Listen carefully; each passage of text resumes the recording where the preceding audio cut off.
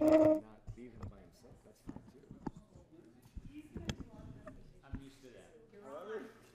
Well, I may be on, but this mic is going I on. was like, whoa, look at that. You're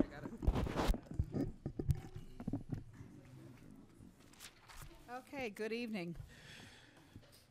This is December 3rd. It's 4 o'clock on a beautiful, wintry, snowy afternoon. And thank you all for making the weather so wonderful.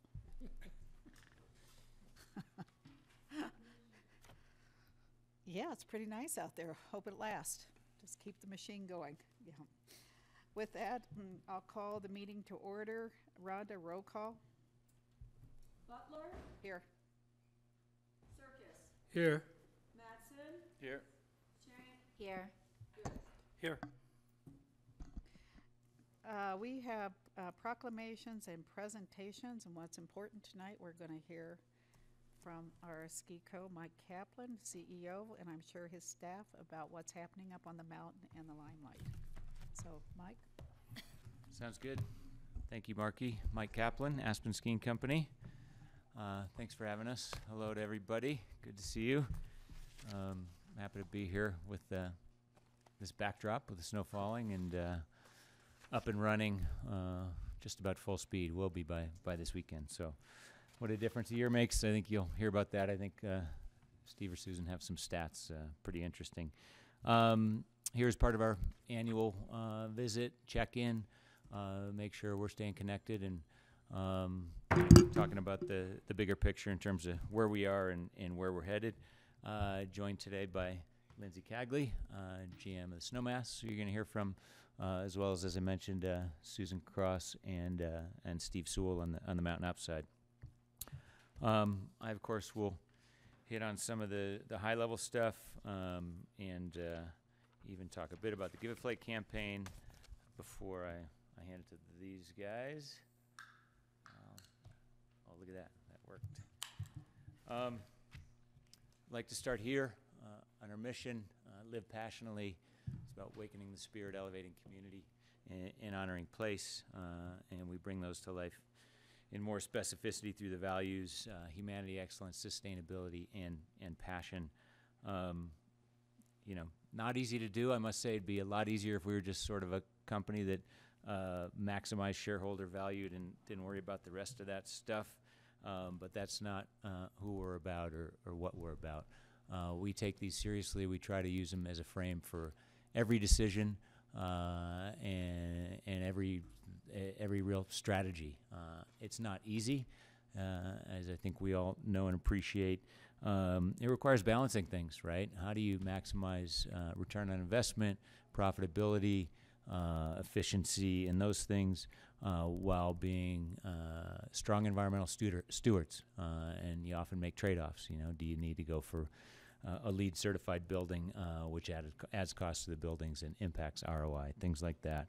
So we're always trying to balance. One of the things we talk about from a humanity standpoint is values-based leadership.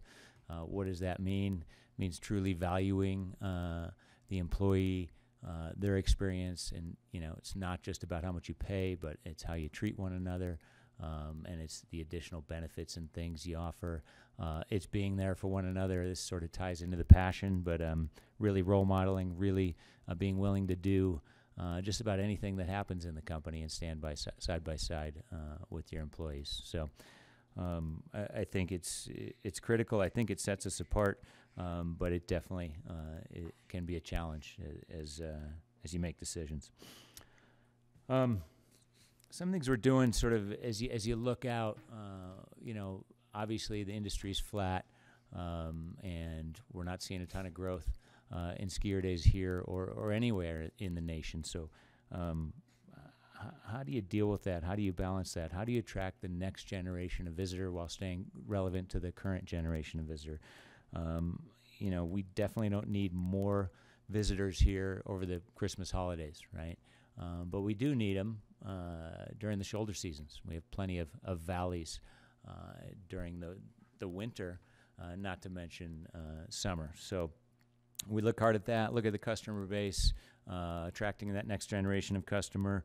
It's why we're doing some things like, the Icon Pass and and really launching the Icon Pass into the marketplace. So far, so good there. We're seeing good sales, and a good chunk of those Icon Pass holders have access to Aspen Snowmass 5 days and during non-peak. So those passes for the Icon Base Pass are not valid over the Christmas holidays, MLK weekend, or President's Weekend, for instance. So we look at sort of balancing, call it volume initiatives with when we need them is critical. It's also why, again, we think hotels are really important, hotbeds.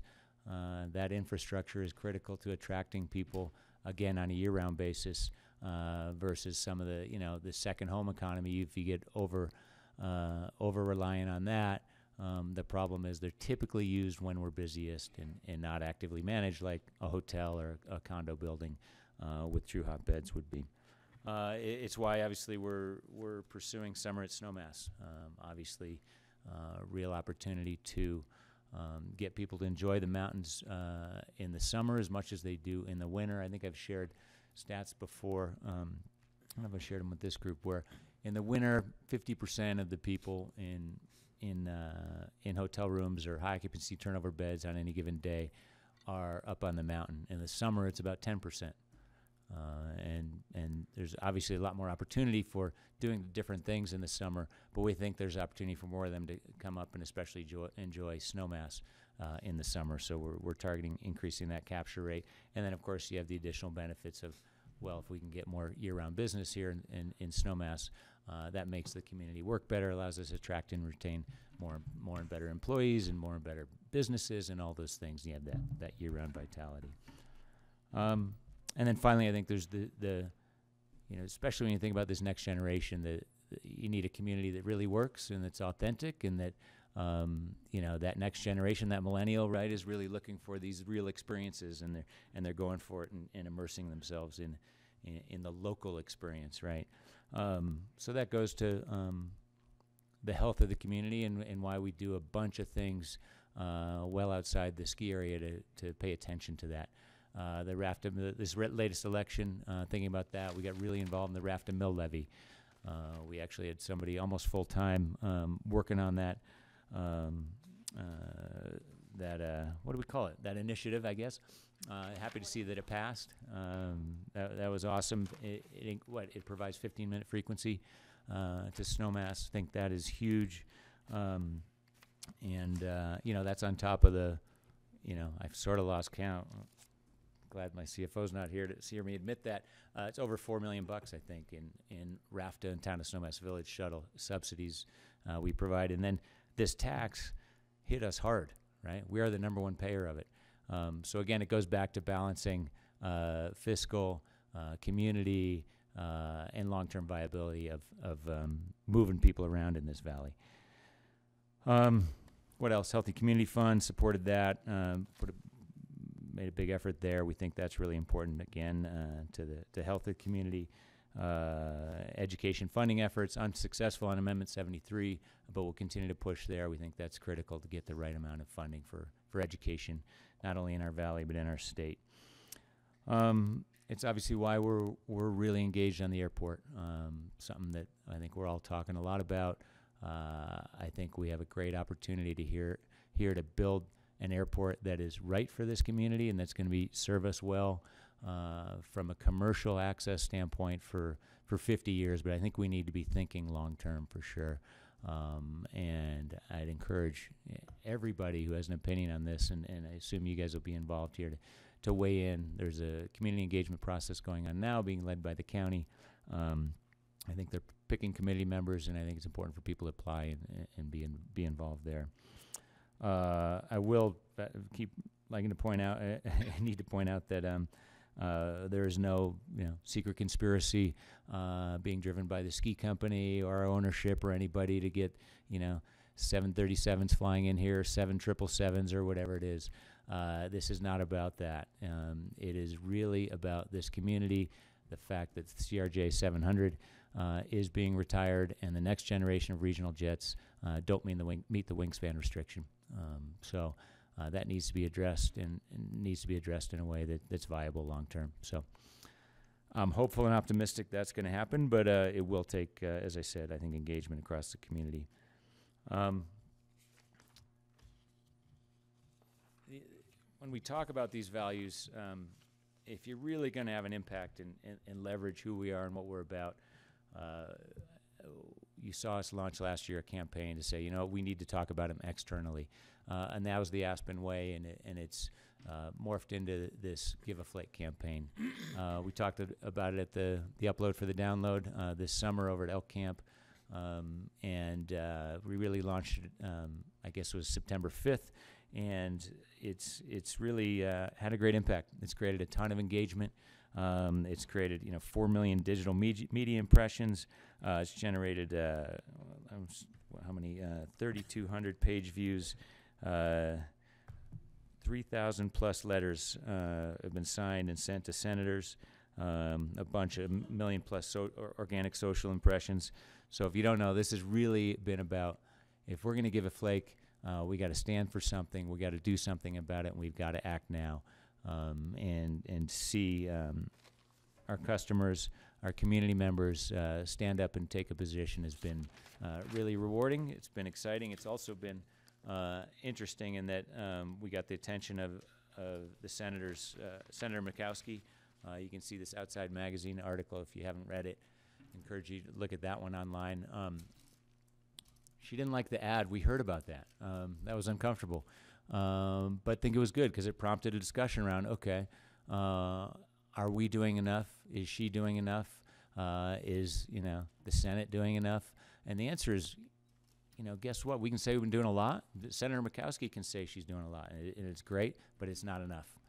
We need to do more. We need to start curbing greenhouse gas emissions, or the results are catastrophic, and we're seeing more and more of that as these studies come out as soon as 2030, right? So it's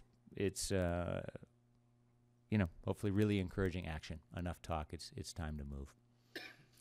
Again, generated a ton of press, 7 News Denver, CBS News, Powder Magazine, Trans World Snowboarding, etc. And but maybe the most exciting press for this year was the beginning of the year. Ski Magazine's annual rankings came out, and Aspen Snowmass was voted Best of the West. A really phenomenal result.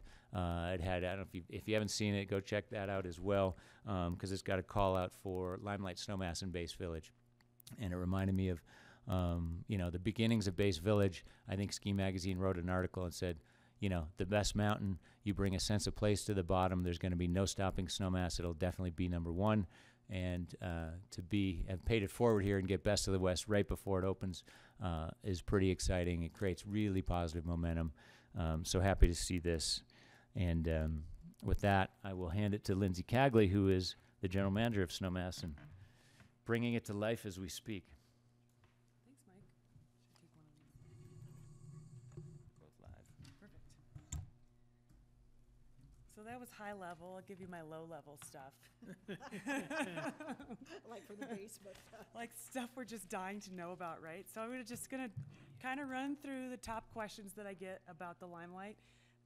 To be fair, many of these questions are not about the Limelight at all. It's just, that's the way things go. I'm sure you guys get that a lot. So I have some things to share with you. So we all know the climbing wall and the ice rink are gonna open for the grand opening celebration on December 15th. And this season, the climbing wall is gonna be open 12 to 7 throughout the winter. It's $10 to climb for half an hour, pretty easy going. We don't really know how that's gonna look, but we think that's an easy way to get people up there and get started.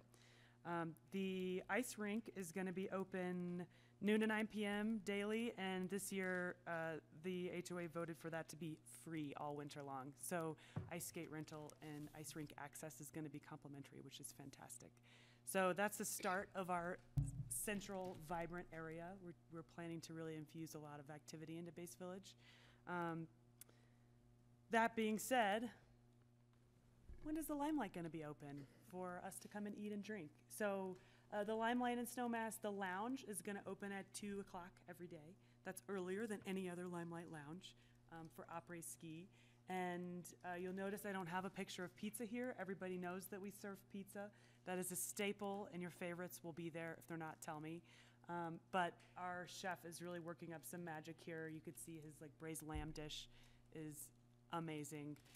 So this menu, we have the nicest kitchen of any Limelight hotel as well. So we can actually do more on our menu and expand above and beyond pizza. So pizza's our staple, but we're excited about this. Live music is going to be 5 nights a week, Thursday through Monday, and that kicks off on December 20th. So we'll have music for the grand opening celebration, and then we'll start again 5 nights a week starting December 20th through the season. So that's pretty exciting. The stage is in, the lights are in, we're ready. Another burning question people have. Can I eat breakfast at the Limelight? This is a big question I get a lot, and the answer is yes, you can. You can partake in the guest buffet. We do charge for that. Something else we're doing at this Limelight, because of our location, Snowmass is very different than our location in Aspen and our location in Idaho. We think a lot of people want to come have breakfast. We're also going to offer $10 Bloody Marys and mimosas this winter, so come in and try it out. I think it's going to be fun. In general, the community is welcome to hang out in our lounge anytime. We do have excellent Wi-Fi. A lot of people like to use this just for a change of pace, to stop looking at their desk for a little while, and that's okay too. The garage. This is another big one, right? It's confusing right now, and I think we're going to need help getting the message out there over time. We're still going to be a construction site, as you're welcome to town, and we are doing everything that we can to make it obvious that when you pull into the parking garage, Limelight parking is to the left, so you don't go up the helix to get to the Limelight. So this is the arrival experience for our guests. We don't have any street access to the hotel. You can't just pull up and run in. You have to come to the garage and push the button so we let you in. That's the only way if you're staying at the hotel to get in, unless you trek it across, P2 or from over by the treehouse. There's not, this is the access. Our residences and our Mountain Club members are all going to park on P2. And then obviously P3 remains public. So from what I understand, there's going to be more public parking than ever in the garage because we're actually completing all the areas. Can't wait to get those elevators up and running, and have it not be so confusing to get from the garage to anywhere in Base Village. So that's coming. There's a lot of signage going up right now, all over the garage to try and make life easy. Another question, how is staffing? This is a really tough market to staff in. We all know about that.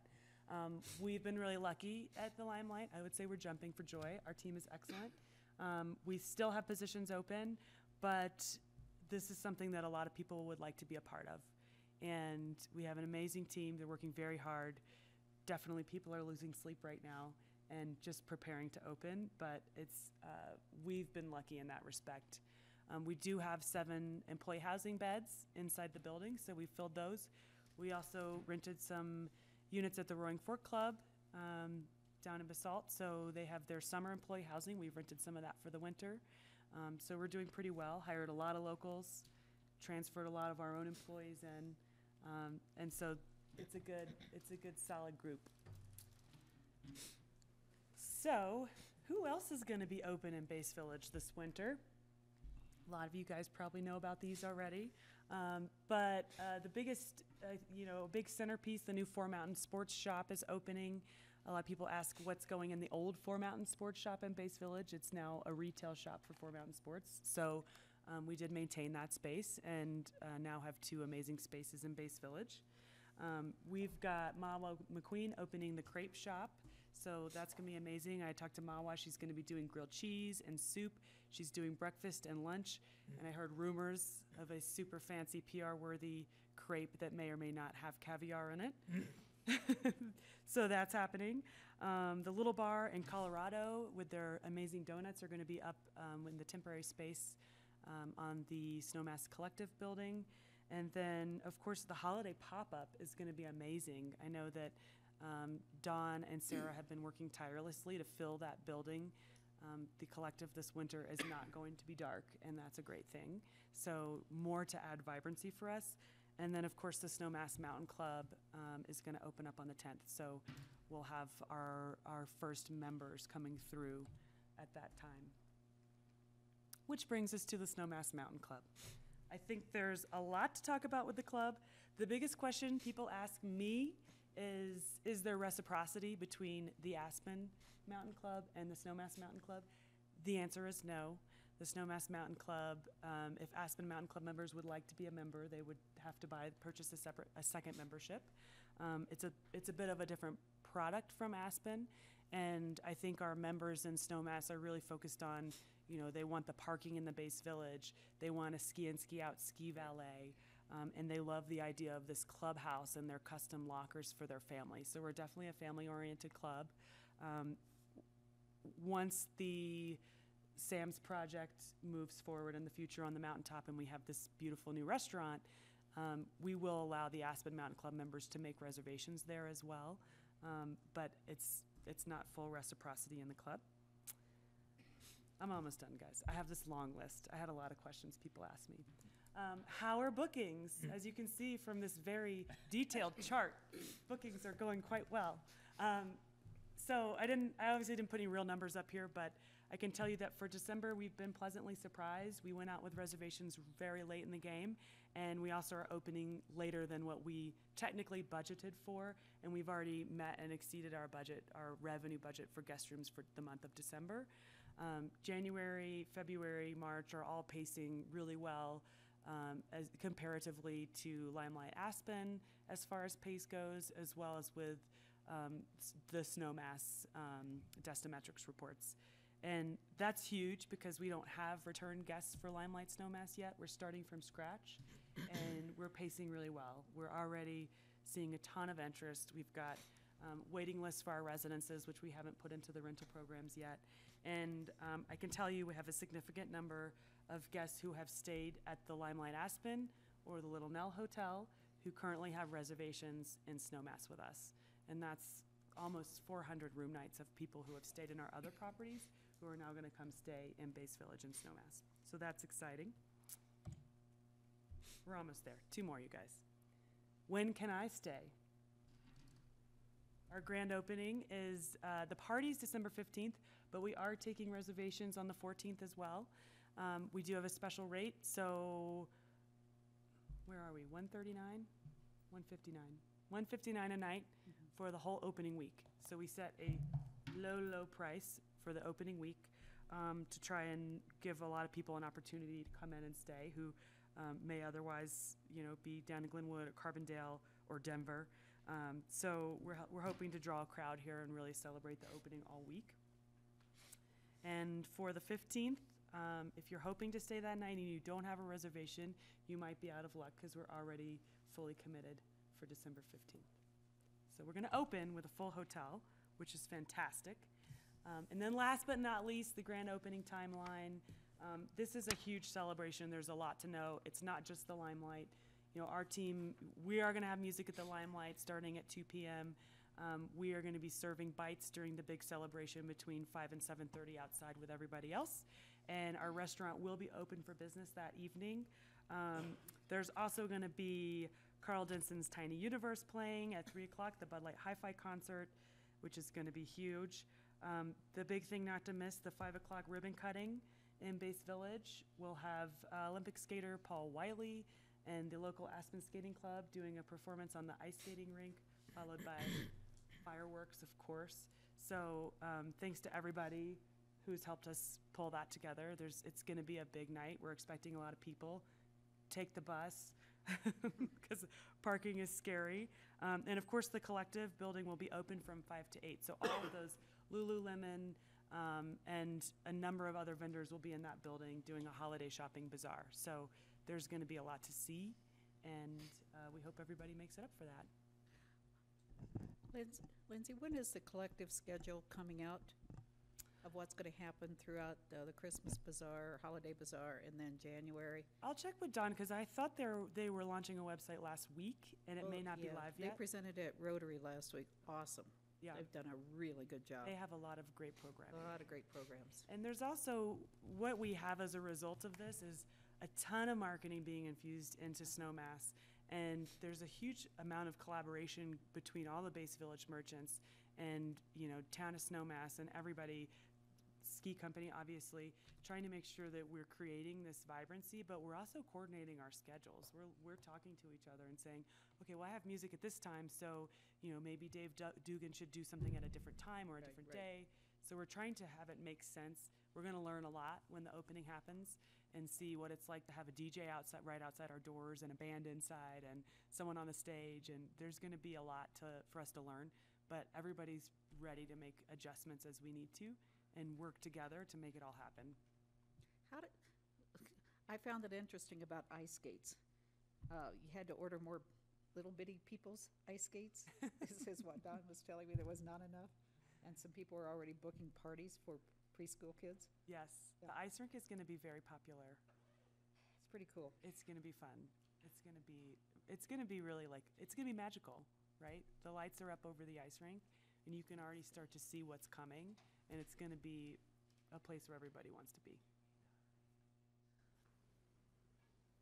I hear whispers. What are you whispering? I said, give me a powder day any day. Better go be magical. Yeah, I mean, we definitely, even just riding the gondola open weekend and seeing with people who are not here to ski, they're here to ride the coaster, right? So we're getting more different guests who have, you know, more interests, which is great.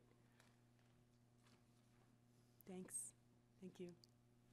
Now we'll give it over to Steve. Thanks, I think we need to bring back the broom ball. There you go. So let's talk skiing. You don't need to be a skier or a rider to know what a great opening we had. It seems like everybody I've talked to just said what an incredible opening weekend, especially compared to last year. So thinking about, how's that? That better? Thinking about last year, I thought it'd be fun to take a look at some numbers from last year. Can you have that next slide, please, Mike? Compared to this year. So we took the numbers this last Saturday, December 1st, and we compared them to the same date last season. So as you can see, last year we had 26 acres, 2 trails, 3 lifts, and a top base depth of 23 inches. So if you'll recall, all we had open last year was the Sky Cab, from the mall down to Base Village, and then we had the meadows open, and we rode the gondola to get up there. This year, of course, a far different story, thank goodness. We've got 1,079 acres, 36 trails, 10 lifts, and a top base depth of 34 inches.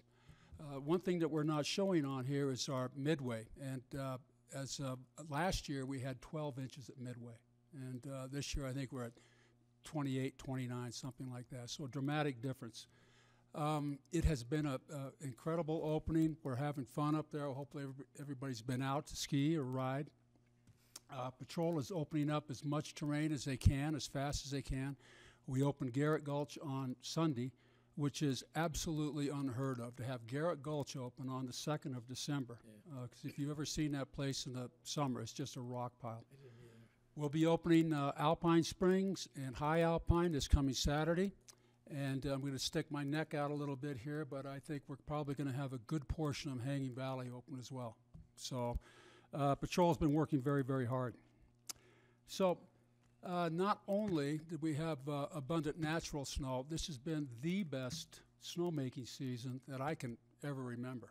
I mean, right from the get-go on November 1st, we've had cold temps, and they've lasted. You know, a normal snowmaking year, it seems like you'll get good cold temps for 3 or 4 days, and then it warms up for a week. But this has just been on and on. So we've had great snowmaking conditions. But you know, one thing that we learned last year is that we need to be more efficient with our snowmaking. And in a normal year, we need to be able to take advantage of those prime windows of cold temperatures and get as much water and as much snow onto the ground in a short period as we possibly can. So with that in mind, we did some improvements here on the hill this summer. Can you have that next slide, please? We increased our pumping capacity. We installed 4 state-of-the-art pumps, variable speed pumps, over at the primary pump house over by top of the village. That's where we pick up the water from Ziegler Pond and send it up the hill. So we went from about 2,500 gallons per minute capacity up to over 4,000 with these pumps. And the more more water we can get up the hill, obviously, the more water we can get onto the ground.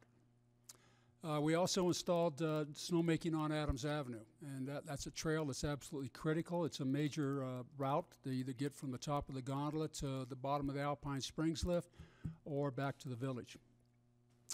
One of the things that takes the most time in snowmaking is when you finish a trail, you need to take the guns, the hoses, everything, and move it to the next trail that you're going to make snow on. It takes time to set those guns up, to get them hosed up, connect the air and water, and then you have to go through and you turn each one of those guns on. And you have to adjust the air and the water to get it just right so you've got good quality snow. This new system on Adams Ave, we can light up 30 guns in less than 15 minutes. The guns are already in place over there, and all it takes is the click of the mouse from the control building, and we can light that whole thing up. Now, I do need to admit that we ran out of time on Lower Adams Avenue. So we've got the snowmaking in there, but we weren't able to get it wired. But we do have our hydrants in there, so we'll be making snow manually there. So still have snowmaking there, but we'll have to finish up the wiring next winter. So, I'm sorry, next summer. So, and then on top of that, which I don't have on the slide here, we installed over 7,000 feet of air water lines. We replaced the old lines that ran up from Fanny Hill to the compressor building. Very critical section of snowmaking pipe up there. So we replaced all that, got new stuff in the ground. So it was a busy summer. So looking ahead, moving forward, we've got more plans for snowmaking. We're going to install snowmaking at Log Deck and Lodgepole. We're in the process right now of going through the NEPA process with the Forest Service. That's going to add repeat skiing at Alpine Springs Pod, which is right in the center of the mountain. And one of the things that we learned last year, in a year that you're relying on snowmaking, we need to provide for just really some fun skiing. If you look at most of our trails right now that have snowmaking, they allow you to get from one point to the other. But having this Log Deck Lodgepole be good repeat skiing. It's a nice long run and be a good addition. We're also looking at additional on-mountain water storage. This is absolutely critical when we talk about being efficient with the way we make snow. I mentioned earlier that we've increased our pumping capacity. But if we have on-mountain water storage, like right now, I think we've got right around 10 million gallons between Sheer Bliss, Rayburn's, and the Burlingame Pond. And what we can do with that on-mountain water is that we can basically double the amount of water that we're pumping. Okay, so we've got the water that we're getting from Snowmass water and sand, and then we supplement that with the on-mountain water that we've got. So there again, we can take advantage of those real cold snaps and really hammer it and get a lot of snow down. And then we're also working with Snowmass Water and Sand, working with Kit Hamby and their engineers to talk about ways we might be able to increase that the amount of water that we can get out of Ziegler Pond. So that'll be critical, but that's ongoing. So a lot of things going on up there. So it's a great opening. We had a great snowmaking season. #1 in the West. Seems like it's a good time to get out of here before I screw something up. So I think you guys all know I'm retiring at the end of the month. Susan Cross will be stepping in to fill my shoes here at Snowmass. I think all of you know Susan. She spent probably 15 years here working in guest services. About 4 or 5 of that, she was the director of guest services. And then went to Buttermilk and managed that hill. And she's going to be coming over here. Susan and I have worked side by side since early June, and I can tell you with all certainty that Snowmass will be in good hands when I leave. So with that, I'll pass it off to Susan. Thank you, Steve, for Thank you, Steve. wonderful years. Last time I spoke, I didn't get the sexy stuff, so this time I get the fun stuff. Steve mentioned Susan Cross about to take over from him, and he's left some big shoes to fill, so thanks for everything you've done up until this point. Next slide, Mike, please. Speaking in terms of our living passionately, what better way to elevate the community than to put in a coaster? So as Steve alluded to, it's been a great start to the winter time. I'm so happy to be here with, I was in charge of the conditions, so he's in charge of snowmaking, I'm in charge of natural We snow. expect next year too. So it's been an amazing 10 or 12 days so far, and as Steve said, it just keeps getting better. Things are rolling along. So 43,000 coaster rides this summer. What better way to elevate community, right? It's been fun, busy summer, and heading into the fantastic winter. Next one. So the momentum continues. Thinking forward to summer of 2019. Next, Mike. We're making some changes to continue on the mission statement, awakening the spirit. We had a great summer, but we found that we missed a few things. So people were knocking the doors down at the gondola ticket office earlier, so we're adding an additional hour of operation next summer. We'll be opening the gates at 9 o'clock instead of 10 o'clock, trying to maximize the people's vacation. We're also adding Fridays onto the weekends in September, so it'll be 3-day weekends instead of just Saturday, Sunday. Give them a Friday, Saturday, Sunday. Staying open into October, and we'll be open October 4, 5, and 6 next fall. We did 3 bike races on the Farm to Table Tuesdays, and they were so successful. They had upwards of 100 competitors in those races, so we're doubling that and have 6 races scheduled for next summer. That was amazing, getting that number of people out in a grassroots bike race. That was just kind of spur of the moment, sign up, no fee, go ride, see who's the winner at the end of the summer. So that was tremendous. Building another new bike trail next summer. We started working on it this fall, but it will be continued into the early part of the summer. And one of the places we missed big time were the kids' activities on the challenge course.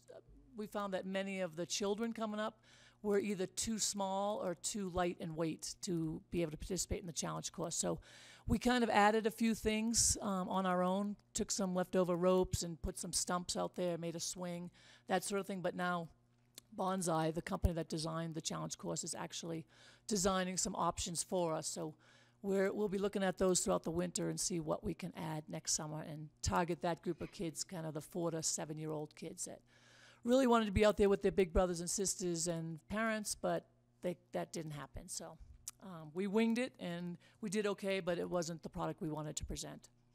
And then finally, one of the biggest, the big piece of feedback we got from the surveys was directional signage from the end of the mall as well as down in the base village. People came out of the garage and didn't quite know where to go. We all know it as Lost Forest. They saw a sign that meant nothing to them at the bottom of the gondola. Trail maps were the big deal. We left the winter trail maps up, and our focus now is to put summer trail maps up on top of the winter ones to give them more information about the biking and going up to Lost Forest and that sort of thing. So we're working that through, getting started on that in the next few weeks so that we're prepared for opening in June. So it looks like an exciting summer. Now back to winter. Awakening the spirit. The Eula Nights and El Camp Après. Eula Nights were super successful last winter, again this summer. So we have 17 nights scheduled starting on December 21st and running through the first week of April, Friday nights, and we'll do a bonus one on December 27th as well. Trying to split the crowds up there. Coaster, tubing, kids crafts, Strider bikes, more interactive games for kids just out on the snow, and bringing back the fire dancers. We had those a couple of years ago, but that's the plan this year to bring them back. That's an exciting thing, 2 sessions so that we can split the crowd up.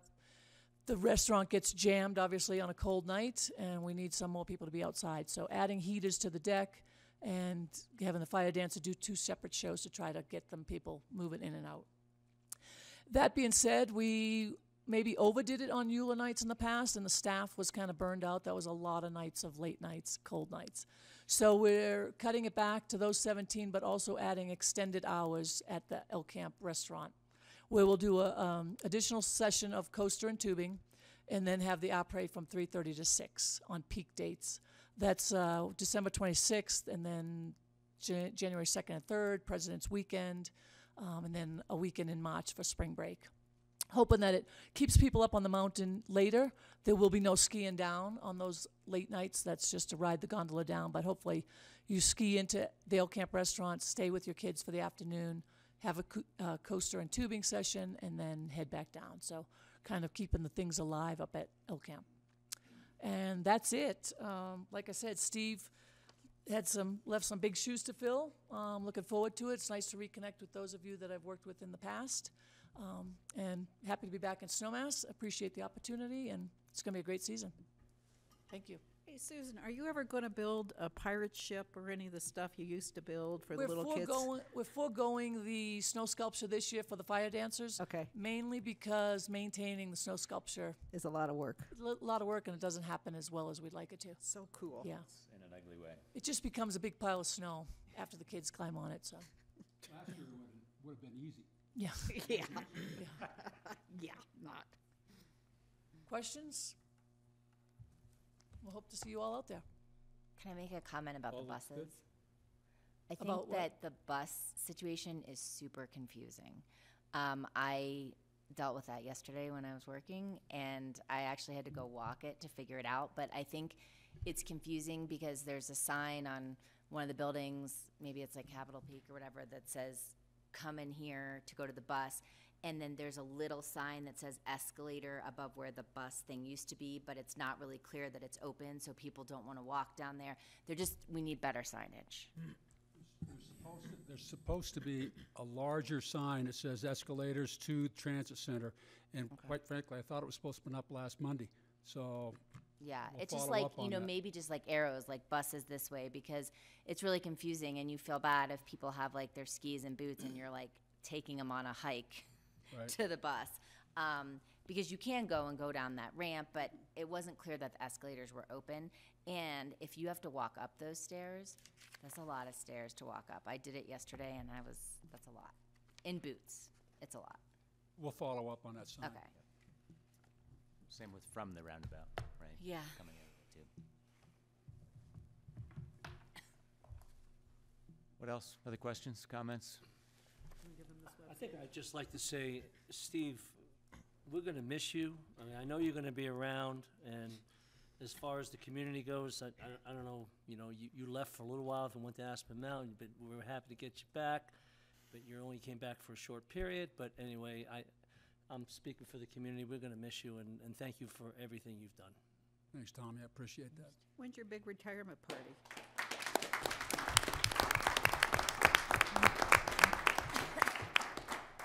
January 10th, January 10th. You're not going to be in Mexico then? No, The we're next leaving day. Better not from be. Mexico the next day. 11th, yeah. I think you ought to give him a souvenir radio to carry with him. Marky, the collective website is up. Okay. Thank you, Charlie. It's thecollectivesnowmass.com, and it has all of the Base Village events. So everything from Limelight music listings to the collective events, things happening up in Dave's restaurants. We're all there together. Great. Thank you. Thanks, Liz. thanks, Lindsay. Anything else? Well, it looks nice. Looks Any good. questions from the public? Any comments? No. Okay, thank you very, very much. Thanks, guys. Thank Looks you. Thank great. you all. See you out there.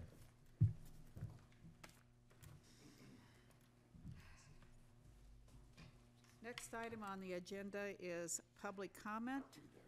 Do I have anyone in the public that wants to come up and do a comment that cannot pertain to an agenda item?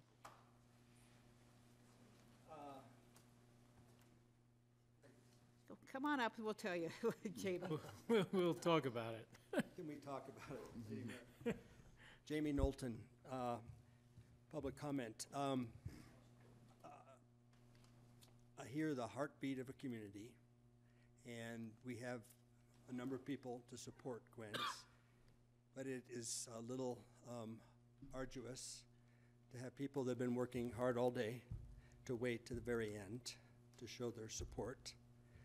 It's very nice that the executives of the ski company get to present their view of what they want to do. But there are community members that I would at least ask the council to hear them out, so maybe they can go home and not wait for another 4 hours before they get to show their support for Resolution 36. I think that, number one. Number two, I think it may be more advantageous to hear a little bit about the community side It's not bad. It's not good. It's just the community side. We heard the resort side, and I think it'd be good for the council to hear the community side. And the reason I say that is it speaks directly to your,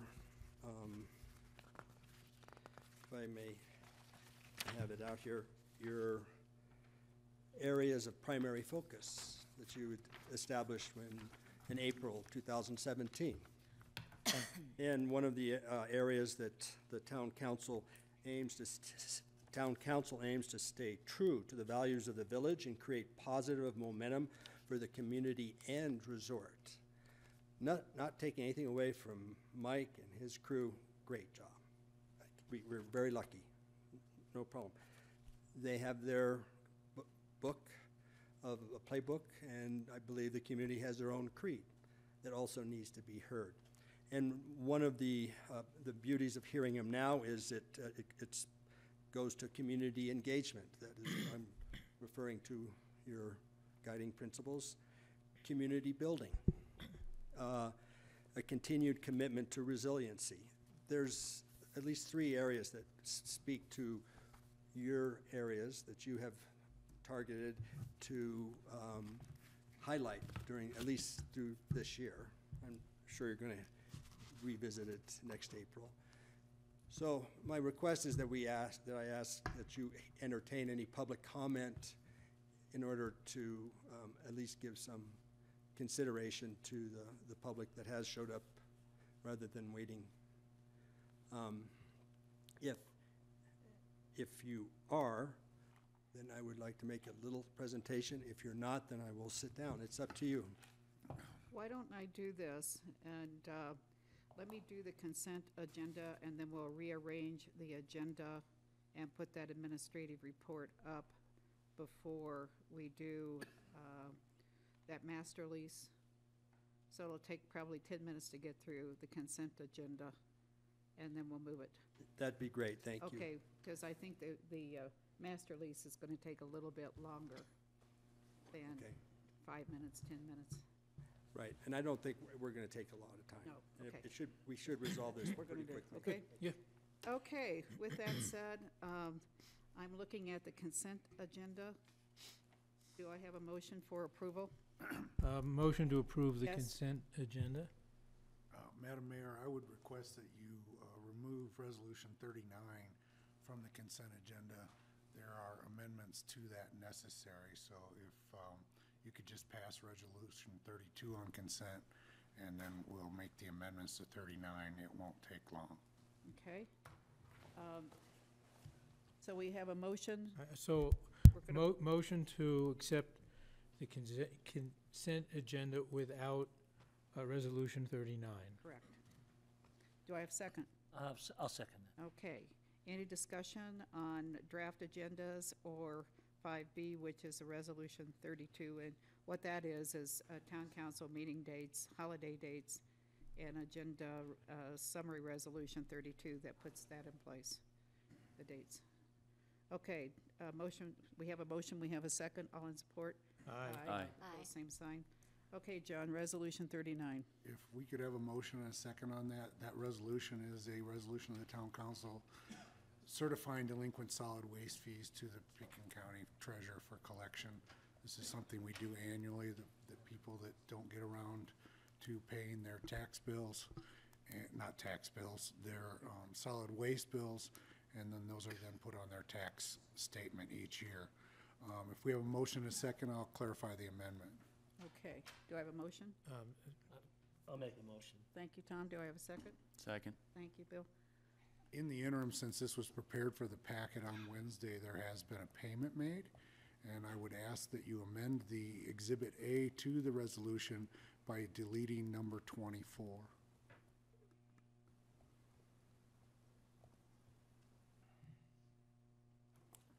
So if there is a motion to amend the exhibit by deleting number 24 and second, and we can vote on that and then take the other vote. Okay. Why don't I see Only number seen 24? 23. I don't have 24 24, on mine. John. Neither do I. It stops at 23. Yeah.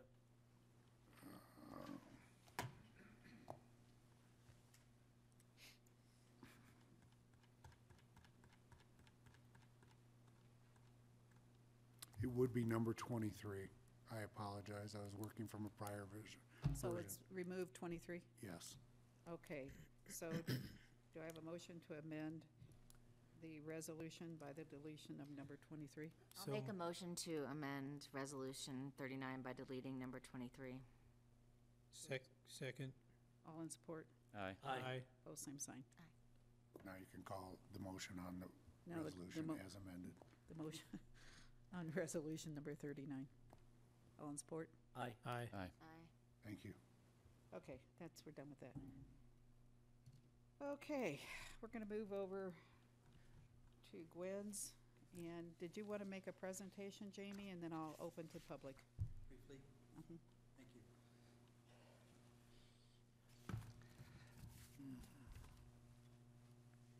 I don't think there is a big problem.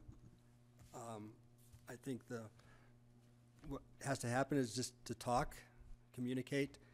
If I look at, I'm glad that Mike showed what the mission was for the ski company, live passionately. I think that Gwen is passionate. I believe town council is passionate. Town council is passionate about their community. Gwen is passionate about her business. Mike is passionate about his business. That's community. We're all together. We're not Washington, D.C. We can all work together to create an understanding of how we continue to work forward. The Awaken the Spirit, Elevate Community, Honor Place, that is in the community plan. It's not as maybe poetic, but it says the same thing. It says you're here to preserve the environment, and you're here to honor the small town character of our community, and that's the guiding principle of the town council. So Resolution 36 is a statement by the town council as spokespersons for the community. You are the voice of the community. Mike is the voice of the resort. You have the same guiding principles. Preserve the environment, honor the community. That's what we're doing. How we get crosswise is why we have a heartbeat. We're human. We get to communicate. We get to share our passions. That's what creates. It's nice that Madam Mayor and Elise are passionate about the community. It's perfectly all right for Gwen to be passionate about her business and continue it. Perfectly all right for Mike to get passionate about his business.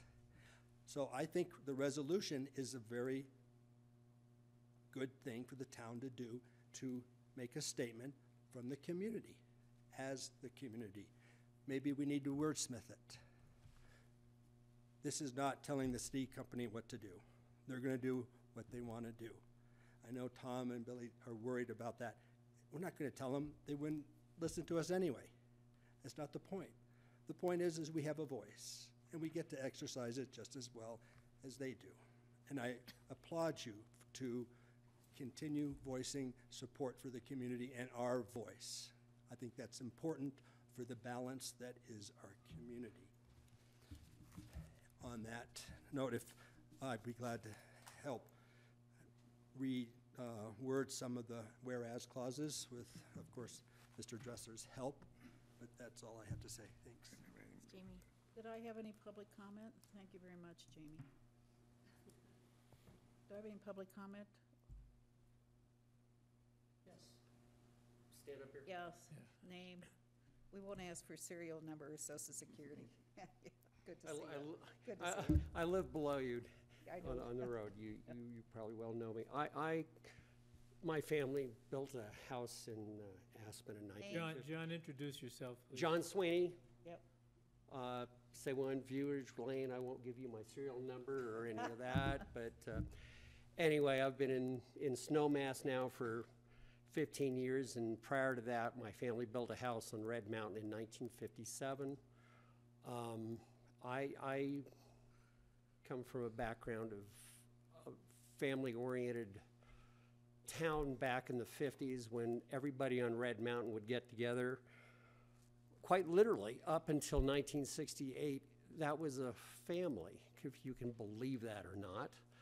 Quite different from right now. We didn't have walls, we didn't have stratification or any of that sort of stuff. We all got together, had a great old time, and I think Aspen has lost its family motif.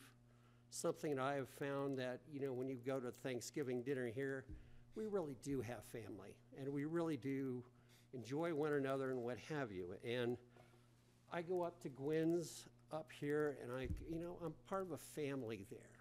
I mean, these guys are my friends. They work hard at it.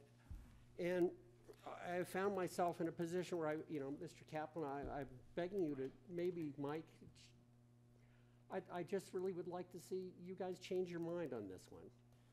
This is a family institution that I can't tell you how many of us love to go there for that one fact.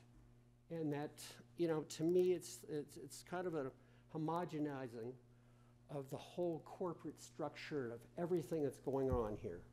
And it just really makes a difference.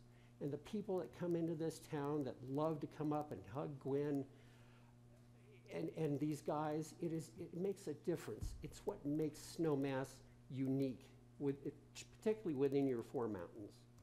And I just want to say that, we appreciate what you do. My God, the mountain is phenomenal right now. I can't believe it. This is the first time in my life that I've skied 15 days, and it's damn near the 3rd of December. This is nuts. You guys are doing a great job. But this is one issue I would really like to see you guys think about and seriously consider changing. Because we love our family, we love our place, and this is Snowmass. Please be different. Thank you. Yeah, thanks. Anyone else? Come on up.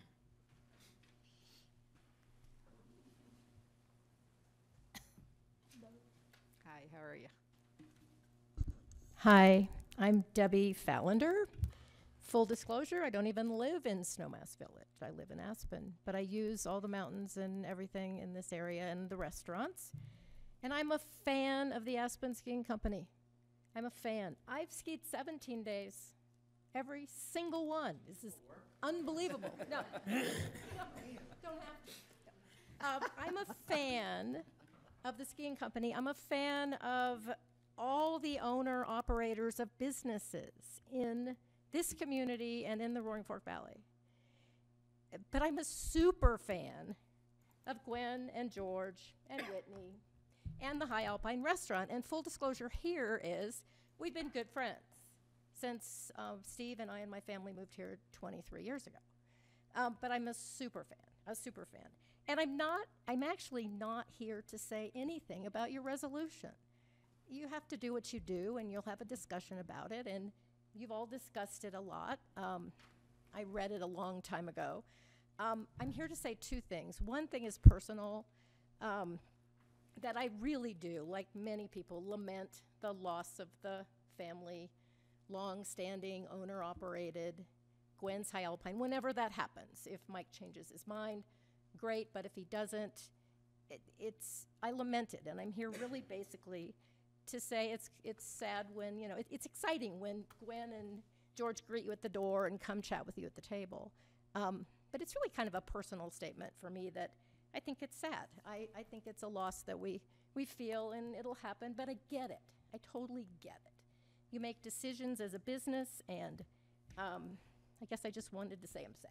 So the thing that I really want to say is maybe none of my business, but I really hope that you guys are already at work on another resolution and another proclamation or something that whenever this lease ends, whenever it's over, if it's changed or if it's the same, I hope that there's some unanimous proclamation of gratitude and joy and celebration of what these people, and people like them who own and operate businesses, have done for the community. That's all I'm saying. I hope you're already doing it. Thanks. Thank you, Debbie. Anyone else? Any comments on the resolution? Well, I think, Jamie, first of all, thank you for your comments, because I think, at least for me, they really help to synthesize what we're doing. Any number of councils, this one included, have had the discussion of whether we are a resort or a community and which comes first. And here is an example of how that dichotomy of resort and community gets to play out. In this case, as it stands now, the resort seems to be ahead of the community. And the resort seems to want to do something that lots of the community is upset about, and myself included. And it just seems to me that, as you say, both the community and the ski company have similar values that we all try to impart to make the community, resort community, economically successful. It does pain me somewhat that we have a multi-generational business, owner-operated business, legacy business for this town that has to be involved in this particular discussion of resort or community. I mean, I am in favor of this resolution. I guess I would not be adverse to modifying some of the language in it. Mike, I guess I'm going to go back to a statement that you made, during your presentation about how the work that the company has done up in the El Camp area and up in the mountain, and the additional snowmaking and all these things were done to provide a local experience, I think was the words you used, an improved local experience. Well, from a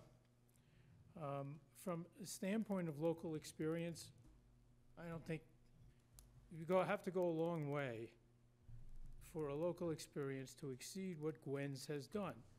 And that's not just last year, it's not just the next 2 years, it's their whole history. That's what they do. That's what they've achieved. They've achieved a local experience that provides the impetus for people to come back year after year, to come up there and be welcomed. And as someone else had said, it's the living room of Snowmass Mountain. That's a good way to put it. No different than the living room in the Limelights, which is the purpose, to get people to come in and to talk and to meet and socialize. So again, I don't know that there's anything really going to happen to change your decision, but I feel badly for the decision. I would like to have seen Gwen's, continue to operate as a family owner-operated business until more or less, Gwen and George were ready to say, I think it's time for us to leave and turn it to Whitney. And if Whitney wanted to, be a part of the greater ski company, then that would be her decision, and that would, in a sense, carry on the family's legacy. But I guess that's what I have to say. I kind of rambled around, but I think you reflect the sentiment of me. I've made a lot of comments, public comments.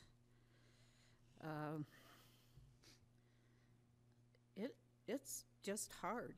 And our job as town council and being elected by the community, our job is to speak from the heart of the community. And I love Skiko, that's not the issue. The issue is when 1, 2, 5, 10, 50, hundreds of people within the community that put us sitting here. And Jamie, you said it very well. You reflect back on the values of the community that we embrace. That's in our comp plan that have been for years and years and years. And it's like just rips your heart out. Anyone else? Yeah, Tom? You know, I think, Debbie, you said it right. It's a loss for sure, okay? There's no doubt. And, you know, and I feel the same way about George, Gwen, Whitney, and the whole family business and everything. But, you know, when I was elected, and I was told and advised that there's going to be times you have to make a decision, whether you're right or you're wrong. Just make a decision, yes or no. And that's what I was told. Now, I've struggled with this resolution because I love the family, okay, and I love the family business. I also knew that when the remodel happened 3 years ago, you know what direction the ski company was going, and that writing was on the wall. If you look, and you look at the definition in the dictionary for resolution, it's a peaceful resolution for disputes, or it could also be the answer to a solution to a conflict. I'm not certain this is a conflict. You know, again, as I said weeks ago, this is private property. And I know I did also say weeks ago, 3 or 4 weeks ago, it's none of our business. Well, it is our business. I understand that because we're a community. It is certainly our business. I was wrong with saying that, and I'll admit that. But it is still private property. And there's a couple things in the resolution that I'm not a fan of when it talks about the extension of the lease terms. That's the part of that bothers me, because as a community, we don't hold that right. The owner of the building is the Aspen Ski Company. So I still struggle with the resolution. I am in favor of the resolution, but I can't vote for the resolution because of how I've made a decision. And again, whether it's right or wrong, I've made a decision, and I'm not a fan of the resolution. I mean, I understand what you're saying, Tom, but I think the bottom line is that nobody can make this resolution but us. The reason why we're sitting here is to be the voice of the community. We've heard that many times tonight. I mean, I understand. I mean, you know, people are like, well, it's private property, it's private property. Of course it's private property. We all know that. But the bottom line is when people come to us upset about something, no matter whose property it is up to us to speak out, to share how the community feels. Because that's why people come to us. That's why people show up here for these meetings. There's a few things that I want to say. And the first thing is that I think that when Mike started his presentation, he said, the one thing I took away was this values-based leadership. And to me, values is taking care of your people, taking care of your community, the people you love, the people you appreciate, the people you respect. And this is not a values-based decision. And I think that is what is bothering people. And yes, values-based decisions, you know, tug at your heartstrings, because that's what it's all about. It's about the people you love and the community that you're in. And that, to me, just speaks a lot. I mean, I get it. Like, people want to up their business and look at all these amazing things that Skiko has done in the mountain and all the business they've brought here. I mean, no one is taking that away from them. That is still amazing. But here you have a business that wants to keep going. And how many times are you walking around, whether it's Aspen or here, and you're like, oh, that's the old blah, blah, blah, or the blah, blah, blah. And those businesses closed down maybe because they weren't doing well, or the people wanted to leave the community, or whatever the circumstances were. But here you have people that are generational, that want to keep it going and want to keep Snowmass unique, and to be like, that's great, but, you know, sorry, we're gonna end this. That, to me, is what is upsetting people. And it's one thing if they wanted to end it, but it's another thing when you think about this values-based leadership and the value of our community and what we place on things, that there's not that many of those things around anymore, whether you're in Aspen or here. I mean, it's sad. Like Debbie said, it is sad. And yes, it is the way of the world, and that's how things go. But I mean, I do think that there's things in the resolution that could be tweaked. There's some words that even I don't like, and I appreciate Jamie's offer to want to sit down and, you know, and look at that language. And I'm happy to sort of soften some things up, because it's not meant to be harsh, and it's not meant to bash Seco. That's not the point. The point to get across is that we care about our community and the people that are our own, that live here, that we want to keep, you know, that's the whole point. First of all, I would like and look forward to, maybe we need to soften up the words to the resolution, because, as I said, I am a fan of the resolution to one respect, but there's a lot of wording in there I do not like, and I am a fan of Whitney still negotiating with the ski company, and hopefully all those things work out, and I'd like to see that family tradition stay there, and whether or not it is what it was, it'll never be the same, because George and Gwen will be gone. It's that, it'll never be the same, okay? My chicken George is not gonna be the same anymore, okay? But one way or another, I think, I'm a fan of looking at not tonight, but maybe we need to look at the wording and soften up some of the wording, because there's a few words in here I'm not a fan of. If you're interested in doing that, we've asked for changes to wording, and I have not received any, and I don't think Clint has either, have you? So if there's to be changes, we need to take care of that. I understand that, and we're looking at this on Thursday, I didn't get a chance to make a suggestion. Jamie, you had a point. I did draft some language. Right on time. And See, us the reason lawyers, why you're us an lawyers, attorney. we like and to then wordsmith. I have, because I understand everybody, you know, Tom and Bill and Mike, they make good points. You know, they're gonna run their business, you know, that's a corporation. We have to run our business, it's a community. So I can read it to you and just give you, because I just had one copy, and then see if this helps soften it. And the clause I went after, the whereas clause, is the the third one up from the bottom, Okay. which says in it, you know, we are even more concerned about the direction that this decision will take. So that was a little, I wanted to soften that. So the way I did it is, it would read like this. Whereas, while we as a community are displeased with the action of the Aspen Ski Company for not renewing the lease for Gwen's High Alpine Restaurant, we understand, this is where I changed it, we understand that the Aspen Ski Company has the right to make business decisions without interference from the town of Snowmass. However, the town council feels it is important to make a statement to the Aspen Ski Company that supporting local family businesses contributes to the vitality and health of both the resort and the community. Now that is sort of my trying to read what your resolution says, but that was something I passed over with Gwen's High Alp, George and Gwen, and they were all right with that language. If that was something you'd be willing to consider, I'd be glad to. Whenever you do, I can just rip it out and give it to you. Could you give it to John?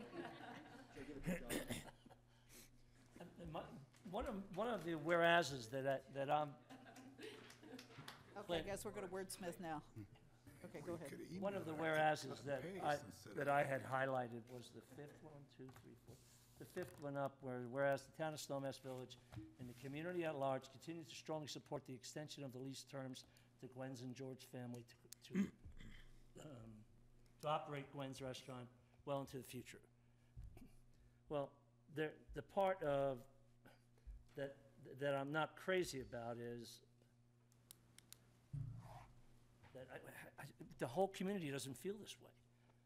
Okay, the whole community kind of knows what's going on. So I mean, it's not, we don't have to put it to a vote. I just wasn't crazy about that whereas, where that we strongly support the extension of the lease. I think the people have spoken with all the pros and all the letters. I don't think we need to have that whereas in the resolution.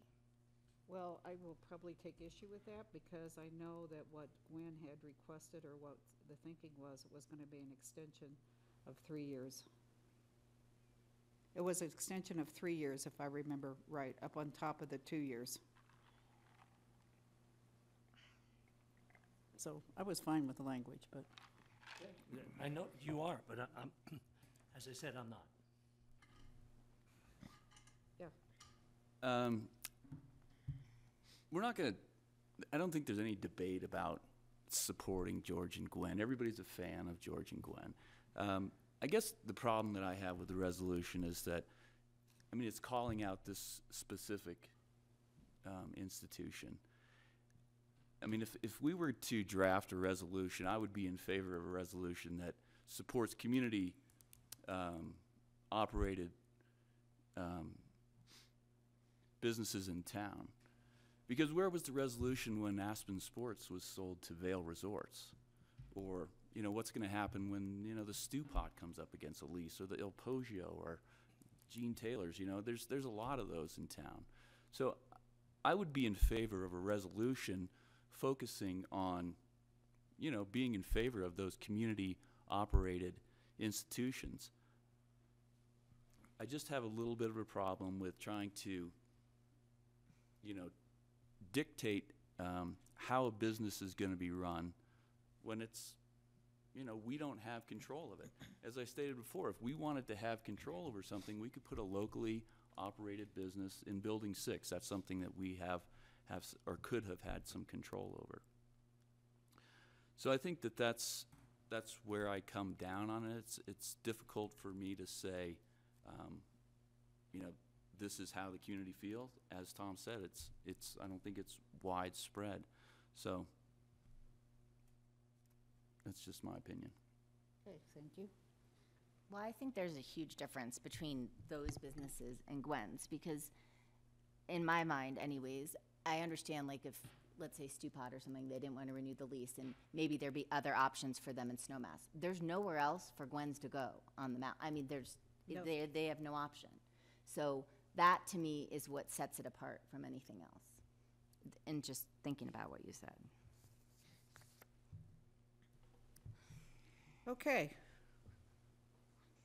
So with the modifications that Jamie recommended, do I have any other comments from the public? Or any other wording that people might like? Well, I'm been thinking about the whereas that Tom has brought up, and you know, Tom, the way I interpret that, okay, is that the community at large comment is not necessarily a majority minority community at large. To me, it just means there is a substantial number of people, and I believe there is a substantial number of people, you know, that feel hurt by this, and that those group of people, would and do support an extension. And I agree with you now. Remember, I'm a big fan of theirs. Yeah, okay? And no, it's- I it's- hear it's you. not- I hear you. I'm just I- offering you a slightly different interpretation. And I had to go back to the dictionary and Google resolution. What's the real word? What's the real meaning Okay, of well, let's, resolution?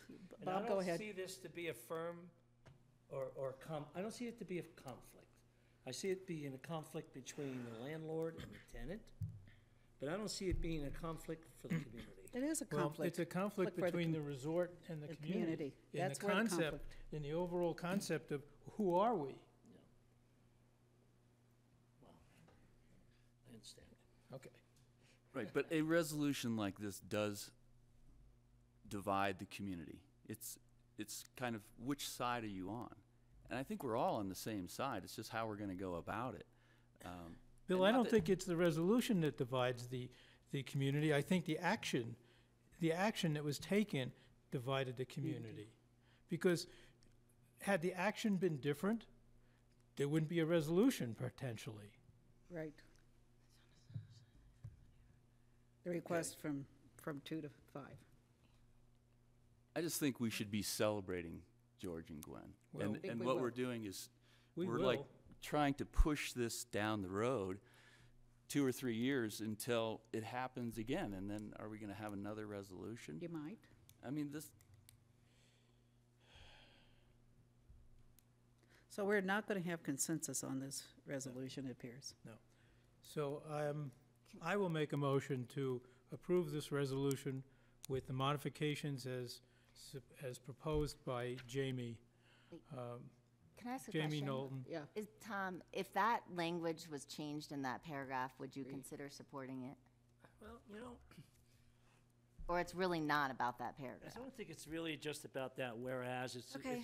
it just really comes down to, you know, I'm in business for myself. There's a lot of people in this community that are in business for themselves. And if I were to fall flat on my face during the past recession, would somebody make a resolution to pull me out of the gutter and make my business worthwhile? Well, that's a whole different scenario than Well, this one. it's not totally. Yes, I- it I- is.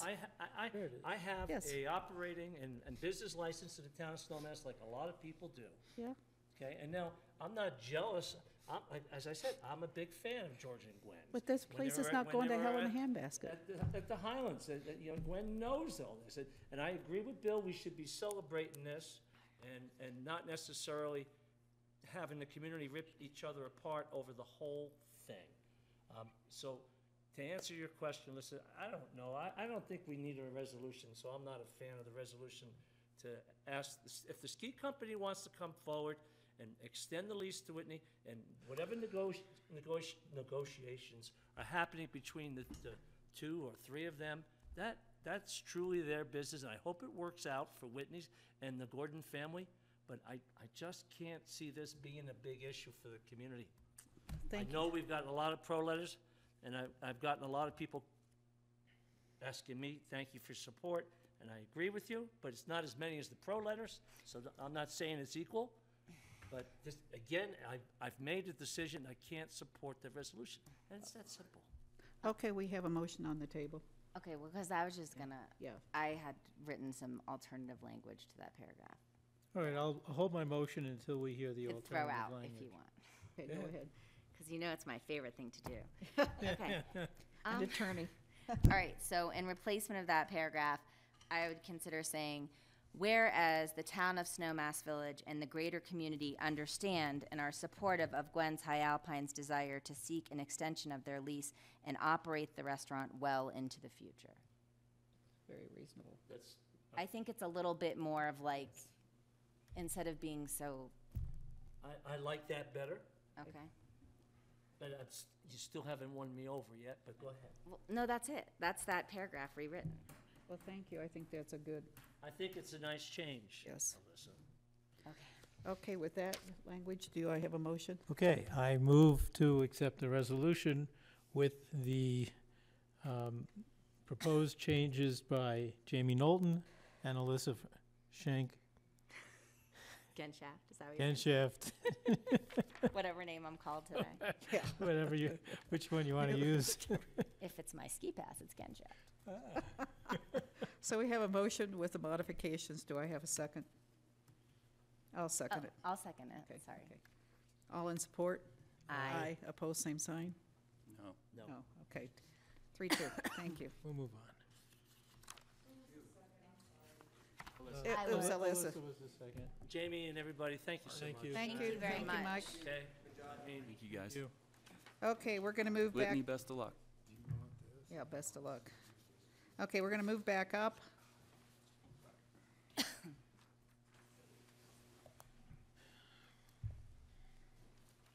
We're going to talk about Building 6, the collective. And I know I saw Andy Gunyon somewhere, in the back of the room. We'll go a half hour and then take a little break. Is that okay? Or you wanted to get a break now? I'm good.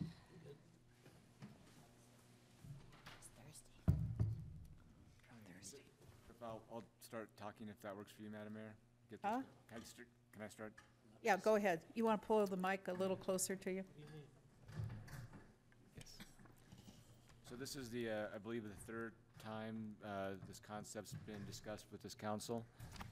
May 7th, the council talked about or approved a letter of intent with the concept back in September. There was an update, and then November 3rd, there was a further update just a month or so ago. And that November 3rd update, East West went through and talked about the vision and how we hope to execute on the restaurant, the flex space, the Discovery Center, and the game room. And the changes between the draft lease on November 3rd and December 3rd, we had the red line in the packet for you all to review, were minimal. And so we hope that the concept going forward to the council is acceptable and a good idea.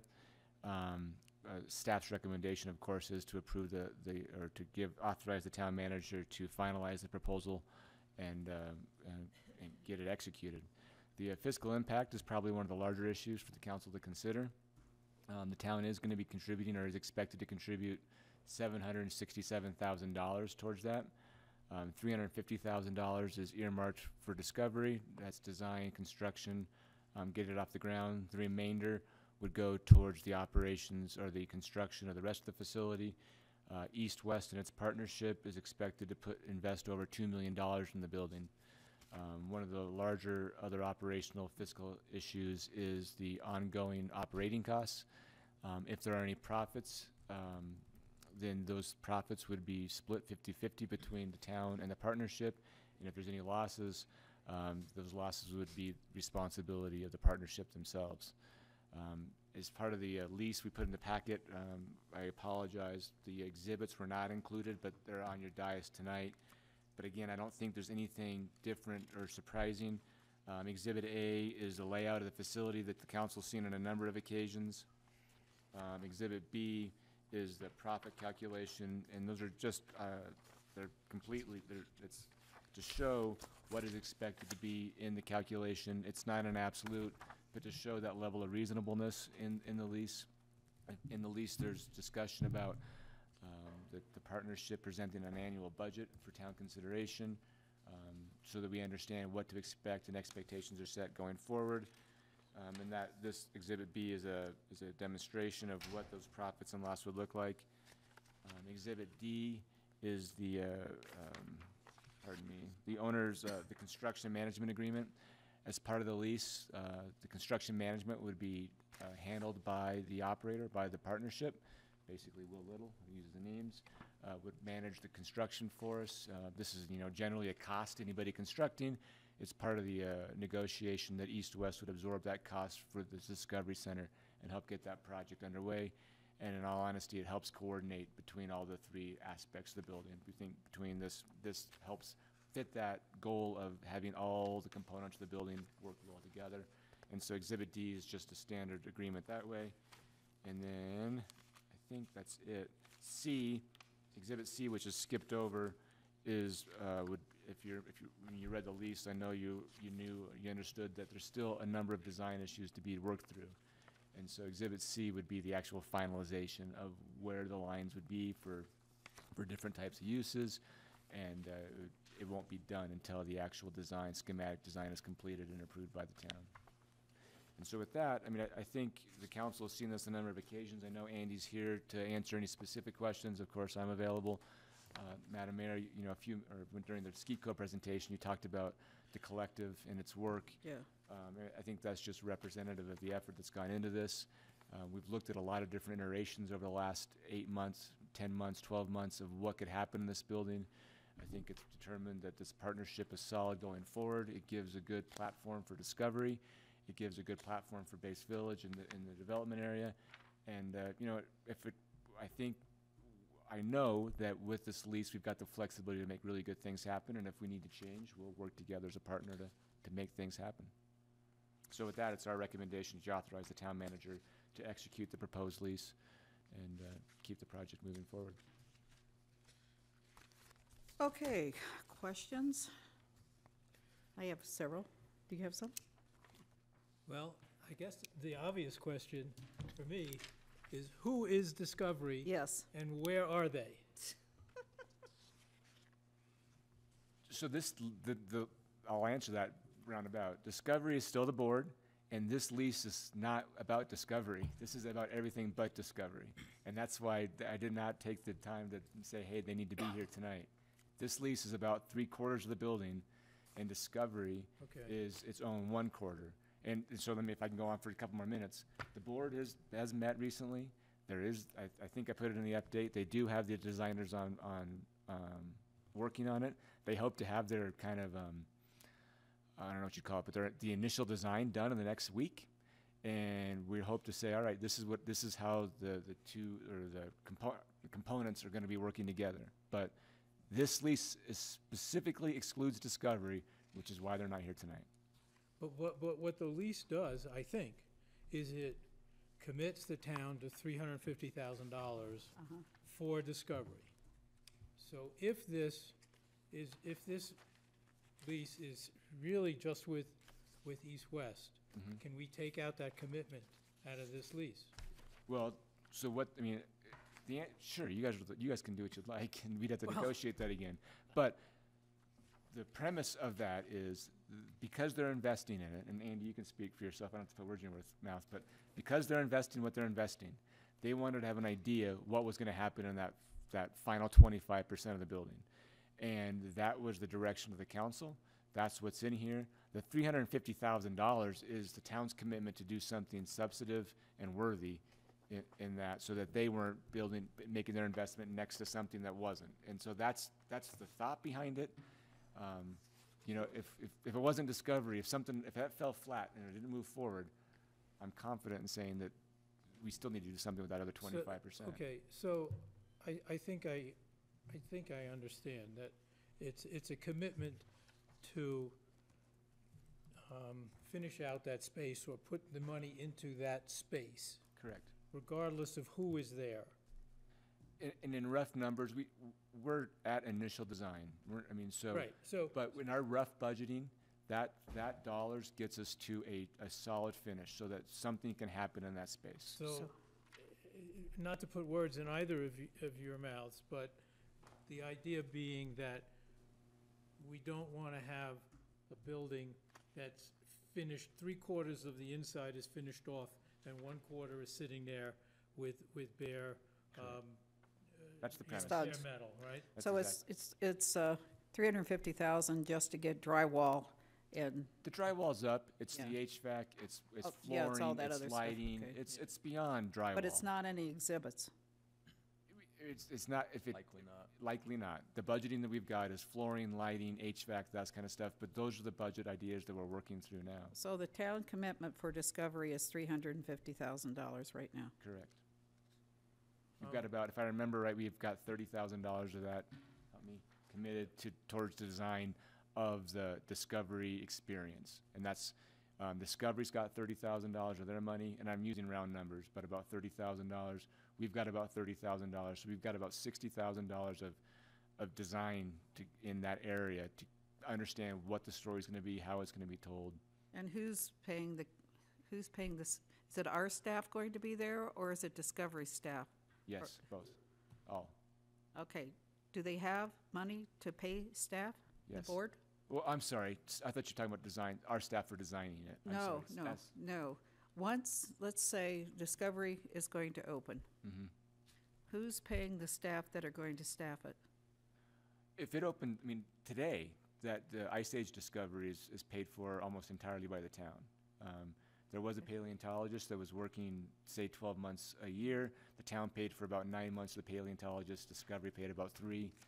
The commitment that I've restated from the council is Our financial commitment we've got on the mall would remain similar down at Base Village, and if I remember right, that's $100,000 a year, and I'm going off the cuff on these numbers. But we've said, our commitment on the mall, that financial commitment would remain static, and that's what we're designing around. And as part of this design that we're going through now is trying to figure out what would staffing look like, what would it not look like, are there ways to do it without bodies? A large part of our staffing on the mall is a kind of a guest services type function, and we're trying to work through now, would that guest services person be better on the plaza level, on the ice rink level, or down below? And those are the kind of things we're trying to figure out. Well, the question in terms of the Discovery Center, above and beyond the commitment, is the cost of all of the design, or when does our capital campaign start? Yeah, I think the short answer is that's in the next short while, I'll say. That's when this idea that, let me be generic and call it the vision's gonna pop out. That's what the $60,000 is helping to design. It's like, Okay. Here's what's gonna be built. So once this beautiful vision that everybody gets excited about is there, then we're gonna have a rough number, and I think that's when you start that capital campaign. That's how it's been explained to me. It'll take 3 years to raise it. Could I suggest something to my colleagues here? Yeah, sure. Can we, how do we modify the wording on this lease so that the $350,000 that the town is going to commit to, we are going to commit to for the town, that money is used, the description of that, the use of that money is to build out this one section of the What it building. says. That's what it says on page 7. Hmm? It's right here on page 7. What do you want changed? I don't know, I don't know what I'm just, It's on page 7 of the lease. On the lease? Yeah, page 7 under Discovery Center. Landlord agrees to contribute the sum of $350,000 to be used toward the cost of design and tenant Okay. improvements. okay. Well, that whole section, Mhm. I would like to not call it Discovery Center, okay? Because what I don't want to happen, Oh, I don't want the referral to be to a Discovery Center in case that the Discovery Center blows up. So we all know that Discovery Center, so to speak, has first dibs on that part of the building. But if they're not willing or able to move forward, then to have that section of the building defined as for the Discovery Center, just to me, opens up some bag of worms. well, also, there's so much confusion between Ice Age and Discovery. Yeah. So and there is, and just in that statement, Snowmass Discovery is the standalone 501c3. Discovery Center is just a concept. And if you read that first sentence, and I'm playing lawyer here, so take this for what it's worth. That was a joke. Landlord agrees to observe and perform as related to the Discovery Center, all the same and substantially similar obligations the tenant is required to observe or perform hereunder as related to the premises. Although it is acknowledged that landlord may assign landlord's responsibilities related to the Discovery Center to a designee or to a designee entity. It is not tied to Snowmass Discovery, the Okay. nonprofit. I think that flexibility is there. It is certainly the intent. That's the direction that the majority of the council's given. But should there be a blow-up, if something should fall flat, I think we've got some flexibility. But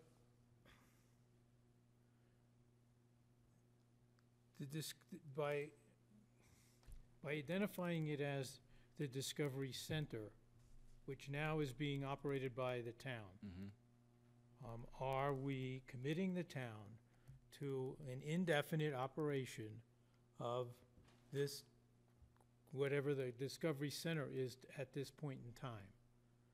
And if the town chooses to no longer fund the Discovery Center, how is that, But what if we label that as it is, Discovery Center, or the town decides which nonprofit direction they want to go in, or something Well, along that label? it may You can go not to the- even be If a you go to the last nonprofit. sentence of D, and again, I'm jumping to the bottom of D, Other significantly different uses of the Discovery Center area shall be subject to the prior written consent of the tenant, that's east-west, which consent shall not be unreasonably withheld by tenant if the proposed use by landlord is reasonably compatible and not in competition with the uses on the premises. Again, I mean, our direction was to get it done, we're working that way, but we've got the flexibility in there to change it. I mean, that is one thing that that's that $2 million I was talking about. They want to make sure we're not going to put a junkyard in there, and I'm being a little facetious. Okay. But So that so we call it, flexibility- in that sentence you just read, Clint, we call it the Discovery Center area. Correct. All right, so that represents the space. Yes. Okay. I don't know, having not talked to Andy about this, but it may be better to identify that space as exhibition area or museum or something that's generic on both the exhibit and in this language. And I'm not talking about changing the concept in any way. Yeah. But it is definitely confusing because we already have a Discovery Center. And is it a commitment? I don't think it is. I agree with Clint. But if you're troubled with the designation, it really is just designated as a Discovery Center. And it happens to be there's another entity that Right. I guess. already operates, well, not another entity, but there's another Discovery Center Right. in I operation. mean, I guess to having a more general, nondescript title for that would make me. This is kind of that, where we're trying to find, it's a 3-2 on this one. I think we've got the words in here, trying to respect the majority, but we've Yeah. got the flexibility in there trying to respect the minority, and that's how we got to this language, and say, all right, here's the direction we're going towards. If we can get it done, great, because that's the direction we've been given. Well, I mean, I'll ask, Bill, I think you've got enough wiggle room. with the way it's written? Yeah, I do. I think there's enough wiggle room, Okay. And it because you got the word designee, it cuts both ways. yes. By saying it this way, you're showing support for continued vibrant efforts by Snowmass Discovery. Right. Mm-hmm. So it cuts both ways. And the other part of that, Bob, is capital campaigns are tough enough. And if they don't have a space that's identified, even in a lease, they're gonna have a heck of a time raising money for something that may not exist. What if we just put the word area on the D, just as the start Well, of it it? I know does. it's in the final sentence, I'm aware of that. Just where it says D, Discovery Center, just add the word area. I mean, we're Yeah. doing the same, Yeah. it shows up It later shows in the paragraph back end. anyway, I know that, but Yeah, why shows just up. not label it as Discovery Center area? That would work. Well, and that's really what it says. It just doesn't have that Just doesn't word. have the title. Yeah, right. I think So you're maybe it fine. just needs to add that word to the title. I'm fine with the way it's written. Okay. I'm over it. There's just a lot of confusion about the town. I'm happy to say, I think the intent's being met. I really do think the flexibility's think there. the intent I think is the met. direction is good. Is everybody fine? I'm fine. I'm fine with it. Yeah, I'm fine with it. I just think that we really need to continue to make sure that we are behind this, supporting it. You know, even if it is just the town-run operation that's currently on the mall that we're moving down there. I think this is such an important issue that having a climate change discovery center is something that we should all be behind. And if, when it comes down to the dollars and cents, I mean, we're looking at spending $250,000 on a bus stop. I mean, we can find the money, and I think we need to make a statement that we are active participants in climate change discovery. Moving on. I have a question on first right of refusal of the building. So there is so much language in this whole lease. I mean, I asked John, where does the garbage go? That's about the only thing that's not in the lease. Good question. But the cost is split. We can tell you how the cost is gonna be split. Well, the point is, it's a very, very tenant-friendly lease. But a question that I had, if the whole thing goes belly up, the collective doesn't make money, nobody's making any money, and somebody wants, does east-west, or does it Skiko, who has the first right of refusal in purchase of the building? Oh, I don't, There's no, we have anything about that. No, there's nothing first right of I refusal. mean, the town owns it. Well, I the town know. will, it's not seen in here for anybody having any first. But let's right- say the whole thing loses money, it's a landlord, we own it, Uh-huh. and the decision is, we can't continue to operate. So after actually the third year of operation, this year being year one, it's kind of a blank slate, doesn't count. After 2 years, if there's a loss, if the collective is losing money, East-West, I don't remember the terms, but basically gives us 120 days notice or commits to getting the building through whatever ski season that is. They would say, we're done on April 15th or whatever date the ski season ends. The town would then own the building and all the improvements in the building, and it would be up to us to say, how do we want to do that? Assuming there's a restaurant owner in there, which I think is an easy assumption to make, then we would have that obligation to keep going with that restaurant as well and honor that lease. And so we would be selling a building. If the town came back and said, we're done, we want to sell it, we would be selling a roughly 10,000 square foot building with a restaurant that's operating on, say, 3,000 square feet, and that lease would be in place. And we would have to honor that lease. It could be a little more onerous than that as well. This is like a doomsday scenario, but the tenant could extend leases to subletters to the end of 15 years, and those survive even though the tenant takes off. So it might not just be the restaurant area, it could be basically the rest of the building subject to subleases that have survived the anchor tenant's lease. We could, I hadn't thought about that. We could probably put a provision in there that, exception of the restaurant, any other subleases the town needs to approve before we would enter into them. Right now, It's already in there. it's in there, Yeah. okay. I think so. So any sublease that would be aside from the rest. This is Charlie. Hey, I'm Charlie Singer. Any sublease, with East West Partners. So any sublease that's not the restaurant, the town would have to approve. So in that doomsday scenario, you guys would know that that is a possibility before that comes to fruition. The longest term lease that we're committing to is the restaurant lease, and that's the one that East-West or the partnership will enter into. And they've got a right to leave after 3 years. If they lose money, then the town would have to continue to commit to that lease. I'm really confused about one thing, and I must have been asleep at the switch. The revenue that comes in relative to the restaurant, none of that is split with the town, correct? No, it is. That's the primary revenue generator for the building, and then all the other expenses essentially come off that revenue. The expenses being entertainment, utilities that might be there, cleaning expenses, those types of things for the entire building come out of that revenue, and then whatever the difference is, the remainder profit split. To be clear, Yeah. the restaurant, so we will lease to a restaurateur.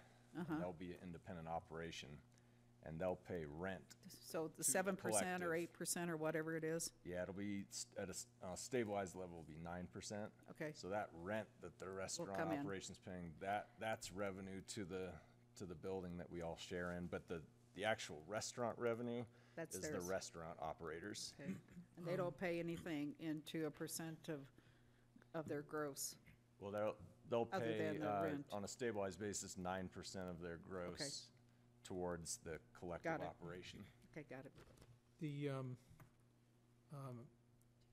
in this coming year, and then perhaps subsequently, there are gonna be more or less pop-up operations on the deck, or on the various decks around the building. How are they included in the definitions of the spaces, so that the revenues that come in from them end up, in our income statement? So the restaurant deck, this year we have a pop-up bar because we don't have the permanent restaurant. We're trying Right. to activate that deck, but once, like next year, once the full restaurant's up and running, the main deck, the restaurant deck, will be part of that restaurant tenant's operation.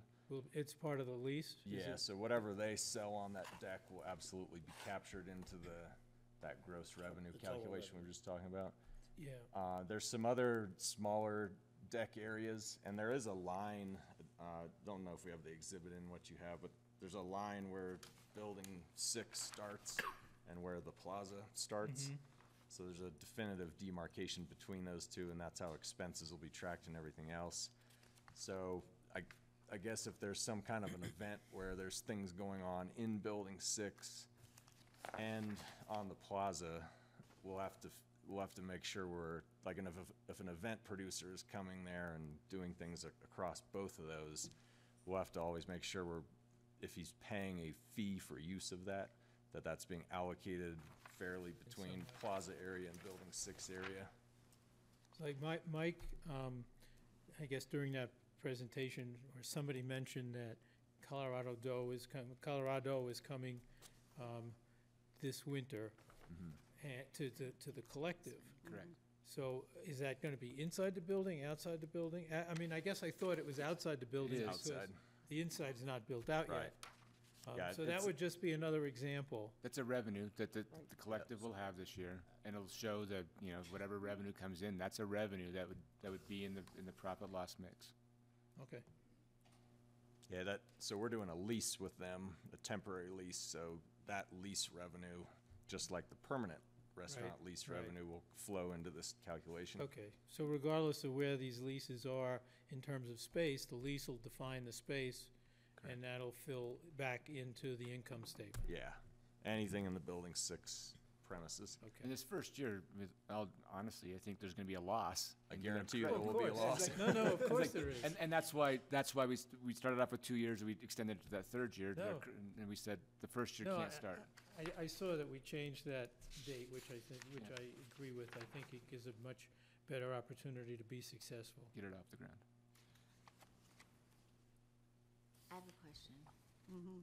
I highlighted this last time, and I can't remember, I looked back at my notes, but I can't remember if I got an answer to it or not, but, on page 7 or 48 of 120, when it's talking about spaces of the premises, and it talks about the Discovery Center. And then, in the last part, it says, landlord agrees to limit the use of the Discovery Center to Ice Age discovery information, education, climate science education, town information purposes, and then if you want to change that, you have to have prior written consent of the tenant, which is you guys. I don't understand that, and if something does happen with Discovery, I mean, I just don't understand why they have to give the consent. Like, if it's our building. The logic was, I don't want to, I'll put words in their mouth, they're making a $2 million investment. They want to make sure that what's going in that last 25% is substantial and worthy. And so, and that's why it goes on to say, such, you know, consent will not be unduly withheld and all that kind of thing. That's that last sentence we talked about a few minutes ago that gives that flexibility, and it just allows them to say, hey, it needs to be of a certain quality. I get it, I just don't, I don't know, I don't really understand that. That's the logic behind it, is that we've got the flexibility, but that everybody can understand what we're aiming for. I don't know, I could do without that.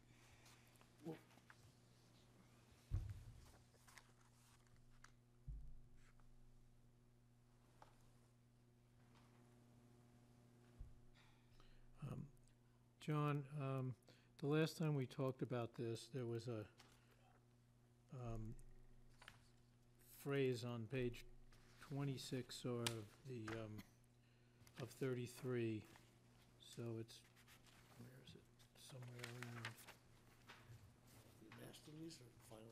On the master, it's the same on both, but it's page 26. Come on. Can't see anymore. It's under it's part of the remedies section, and it's the section under termination. The 3rd paragraph under the termination area, And like the middle of the paragraph, it's double I under liquidated damages. And the subject, the phrase was less the fair rental value of the premises. And we discussed the last time why that was in there, and you were gonna look into that. Well, it's a legal concept called mitigation. A landlord has the duty to mitigate if there's a termination, and that's a method for mitigating. But, okay, I get that, but it's not like there's rent coming in because the premises are empty. So if there were rent coming in, it would be mitigation, you know, against the expenses.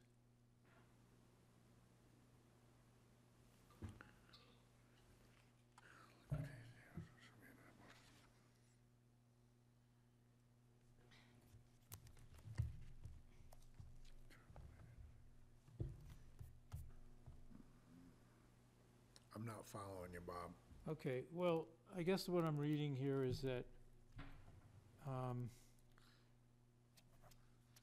liquidated damages to the amount equal to the present worth or the present value of the minimum rent and the tenant CAM, which but for the termination of the lease would have become due during the remainder of the term.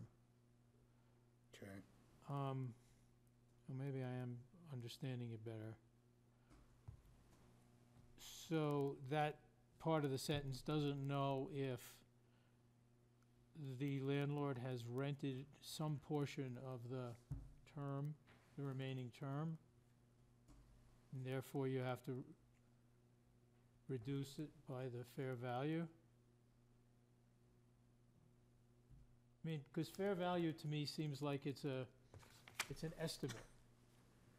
Well, Rather than actual value, if somebody was in there, what they're coming up with is the best number that they can to offset that if this were commercially viable, and you're applying the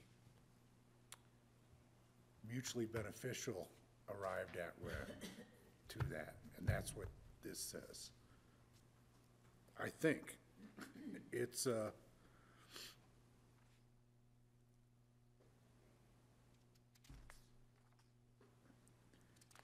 they want to have that number solid, and they want to have that determined at the date of termination, rather than waiting a period of time for the landlord to rent it, and they want to estimate it. That's about what I can make out of this, because it's extremely complex, so. Andy, can you shed any light on this? Probably Charlie can. Yeah, you might be able to. I think what it's, I haven't honestly focused in on this, and I think it's just standard boilerplate from a lease, but I think it's saying that we as tenant would be liable to landlord for liquidated damages in this amount, but I do think it goes to the landlord self-help, or whatever you want to call it, that then you back out what landlord could be renting the premises for. So you couldn't just sit on it for the remainder of the term and say, well, we never were able to rent it to anybody else, so you have to pay these full liquidated damages. I think it's implying an obligation for landlord to try and re-rent it. And rather than going through that, it just says, well, determine the fair value of what it could be rented for. But I would have to check with our attorney to make sure that's right, but that's my read of it. Yeah, so liquidated damages are in addition to the actual monies lost in or additional expenses and so forth. So this liquidated damages are additional, right? Yeah, 'cause it's all reasonable cost, fees, expenses, et cetera, and then it says, and liquidated damages. Yeah, so it's in addition. It's a way for the tenant to I guess it's terminate and get certainty. Yeah, it's a formula, Yeah, all right. to give certain date versus until the. It's not gonna happen, so. That's particle board, you might wanna try some real wood. That's all I got.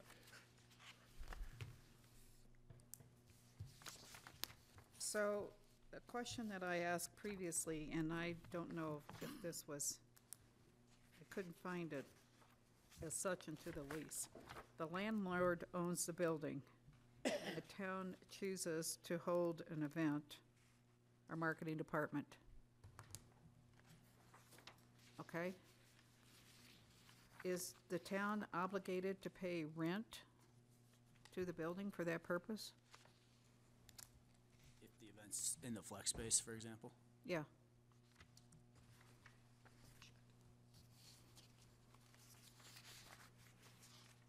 It looks like we're paying rent into, the tenant gets a piece of it, and the landlord doesn't enjoy the privilege of owning the space.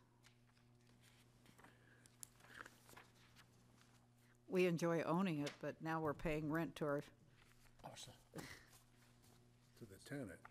yeah, to the Who's tenant the who then legal it is. possessor. Yeah. Right. And then you're gonna split the profits of something associated. We get half our money back at the end of the day. But I don't know that we ever actually got into the actual rent. We've got the procedure in place, and if you, it's Exhibit E, and it talks about how we make sure the spaces are filled and how we, if we've got conflicts. Yeah, I got But we that. didn't actually get into the pricing of the whole thing. So that, I think that's still part of that flexibility that we're trying to preserve to get something going forward. Most of these things, what was I gonna say? When we have big events, we are paying to get those events to happen. And so I think that's just that part of that partnership to get Base Village Master Association and the town working together on all these things. And that's how we're gonna be working it going forward. Yeah, I went through so many iterations drafting like how this booking procedure would work, so I'm just trying to refresh my memory on what we ended up with. But it's very loose, basically, just that a representative from the town and a representative from the collective would meet periodically or regularly to determine of all the events they're being requested, to work out which ones they're gonna do. And so some of those may have an event use fee, some may not. And so Who determines that? Those two? those two, yeah, I mean, I had different versions of this that got very descriptive, but it was just becoming this incredibly cumbersome bureaucratic thing that these people were gonna have to work through in terms of how Well, this is bureaucratic as heck. Well, how these events would get scheduled. But if we need to add more meat to that, we can. I mean, Oh, that would be an addendum, it'd be a. Yeah, we tried not to. I mean, if it's a private wedding that we're trying to book, then yeah, likely it's gonna have to pay. No, I'm If it's talking about town, like, we're gonna do the holiday ice skating party. Are we gonna pay rent?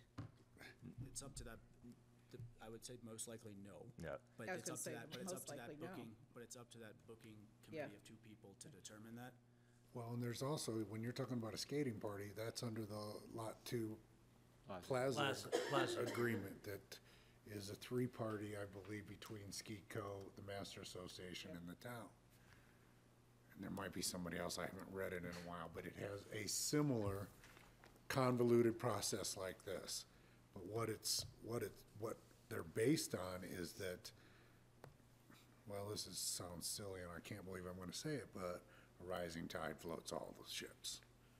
Okay, so if there's a plaza event that needs deck space in Building 6 in cooperation with the other stuff there, including the Base Village Master Association and the ski company because of the limelight, and it's longer than this one, the Lot 2 Plaza agreement, and that was part of the PUD amendment to ensure that the town would have access. And what that does is identify a certain number of what you're calling our big events, as that those are not to include rent, and that they are for big private events. Oh, yeah. That's generally, I mean, there are so many paths to that flow chart that I couldn't advise you on all of those here tonight but it's very similar to this language. Okay. It's a smaller group controlling this because you have a landlord and a tenant that want. but I mean, we can try and add language to this effect, but if the because this is just for the community flex space within Building 6. Right. But if there's no other event wanting to go into that space on a given day and the town wants to do some event, then there shouldn't be a rent or a fee charged to the town. But if there's costs to setting up the event, Sure, things like sure, that, that makes there sense. would need to be some kind of reimbursement.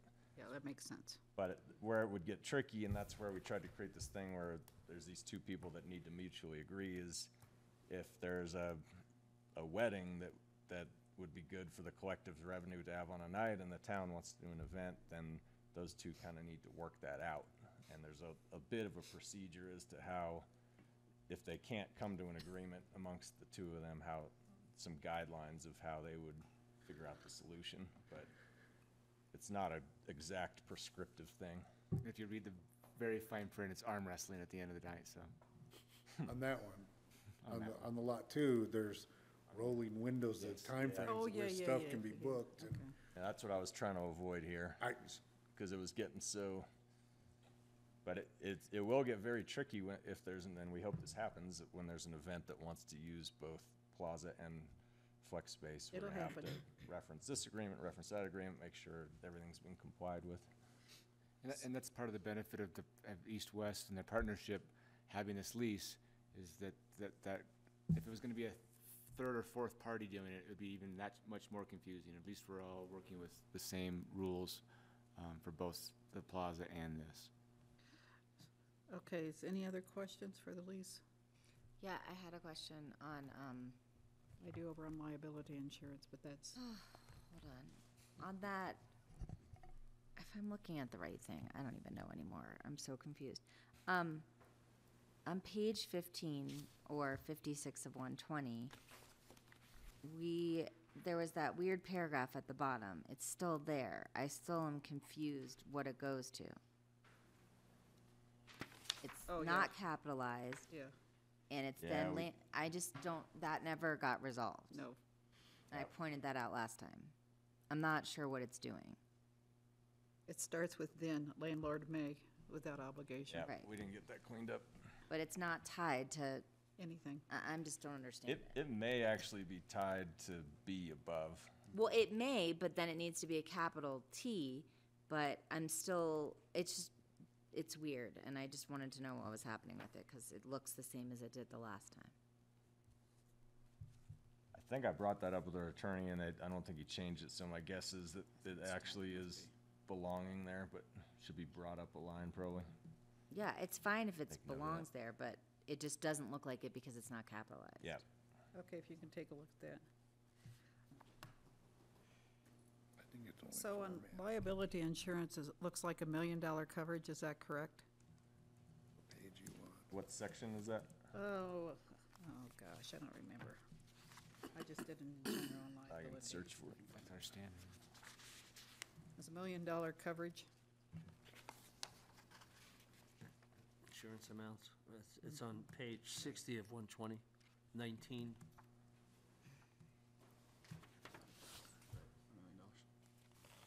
Yes.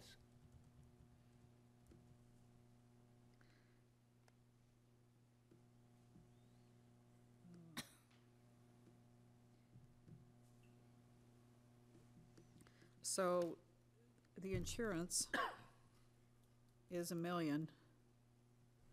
Is there any, generally in healthcare and all I have to have $1 million, $3 million. Coverage of $3 million. So $1 million would cover bodily harm for someone injured? I believe that's correct.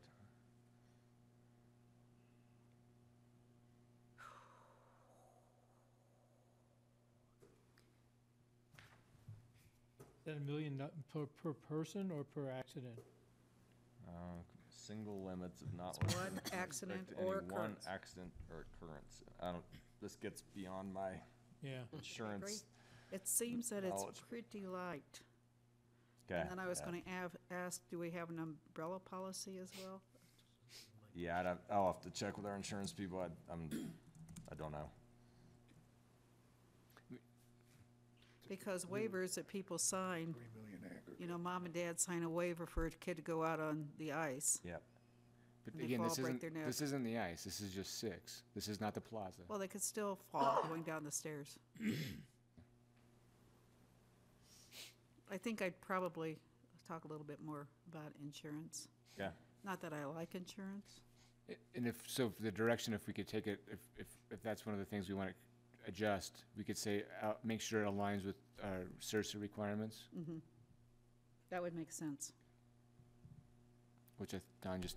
I think it's 1 million single occurrence and 3 million in the aggregate. Yeah, that's generally what I see.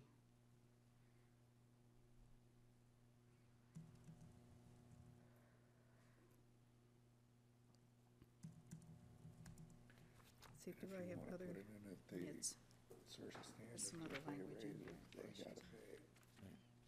Melissa, do you have anything? Extensions and CERSA says. Restaurant, I had cost.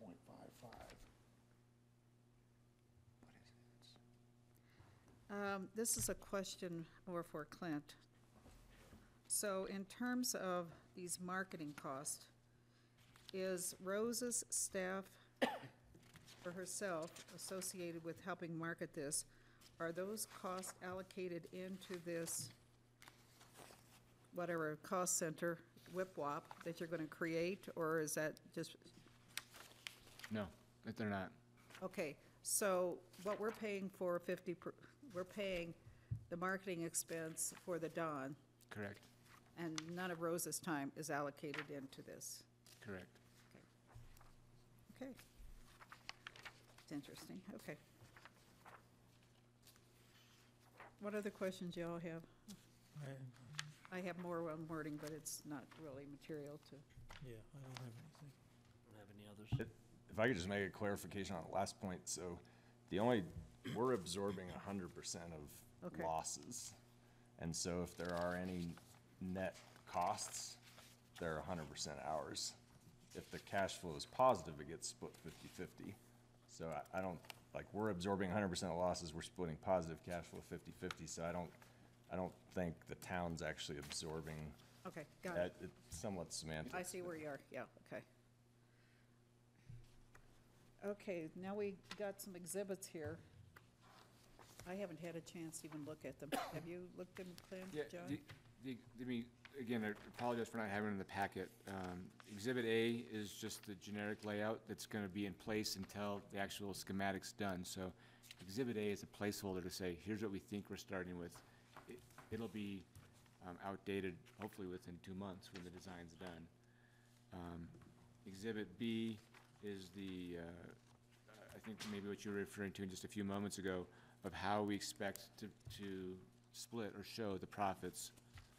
And then, and again, it's discussed in the lease, and this is just a figure to review. And then D is the agreement where East-West would lead the construction effort for us at no cost. And again, that's outlined in the lease, saying that they would lead the construction with no construction management fee, and this is the agreement we would use to execute on that. We purposely skipped over C because C can't happen until the design's done. C will replace A. A is our best guess, or it's how we'd start the thing off. C is how we'll end. Did I skip one?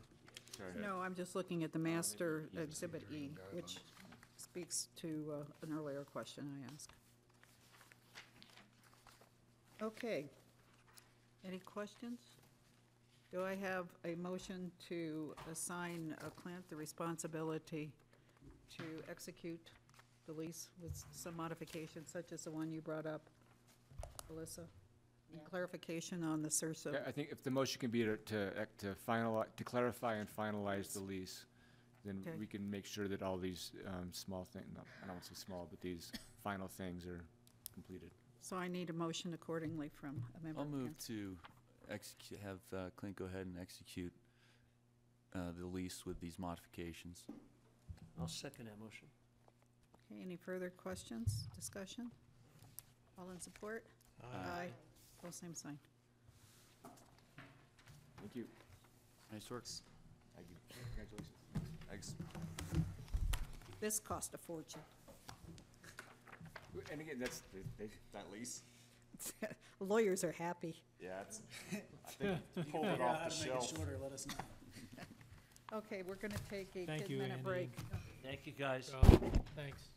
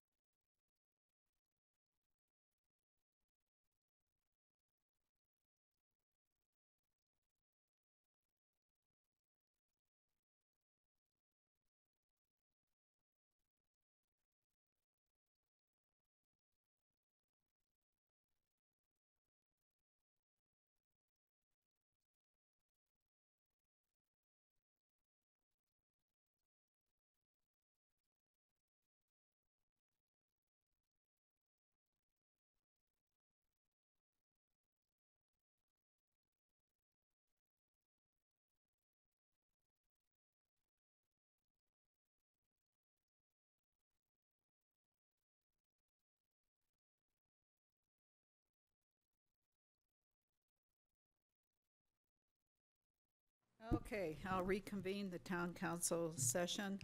We're going to move into another item on our agenda, and this is an updated draft regulatory framework for marijuana stores in Snowmass Village. Travis? Should we Thank wait for you. Clint, or are we good to go? Well, I think he knows the part that I'm going to say, so we'll go ahead and get started. Basically, just picking up where we left off on October 15th. At that meeting, we received direction from a majority of town council on a variety of items, most of which pertain to the map. They were location restrictions, which we outlined in the cover memo for today's packet, and I also have an updated map for everyone to review, which was also in the packet, but I have it here on Google Earth, so I'll just provide a brief outline of those restrictions just so everyone's caught up. Starting with the marijuana district itself, we redrew the boundaries to exclude all of Base Village after our discussion on October 15th. We have updated the child care facility buffers to 300 feet, and those are from the Weston Kids Club and Treehouse, which still projects into the marijuana district.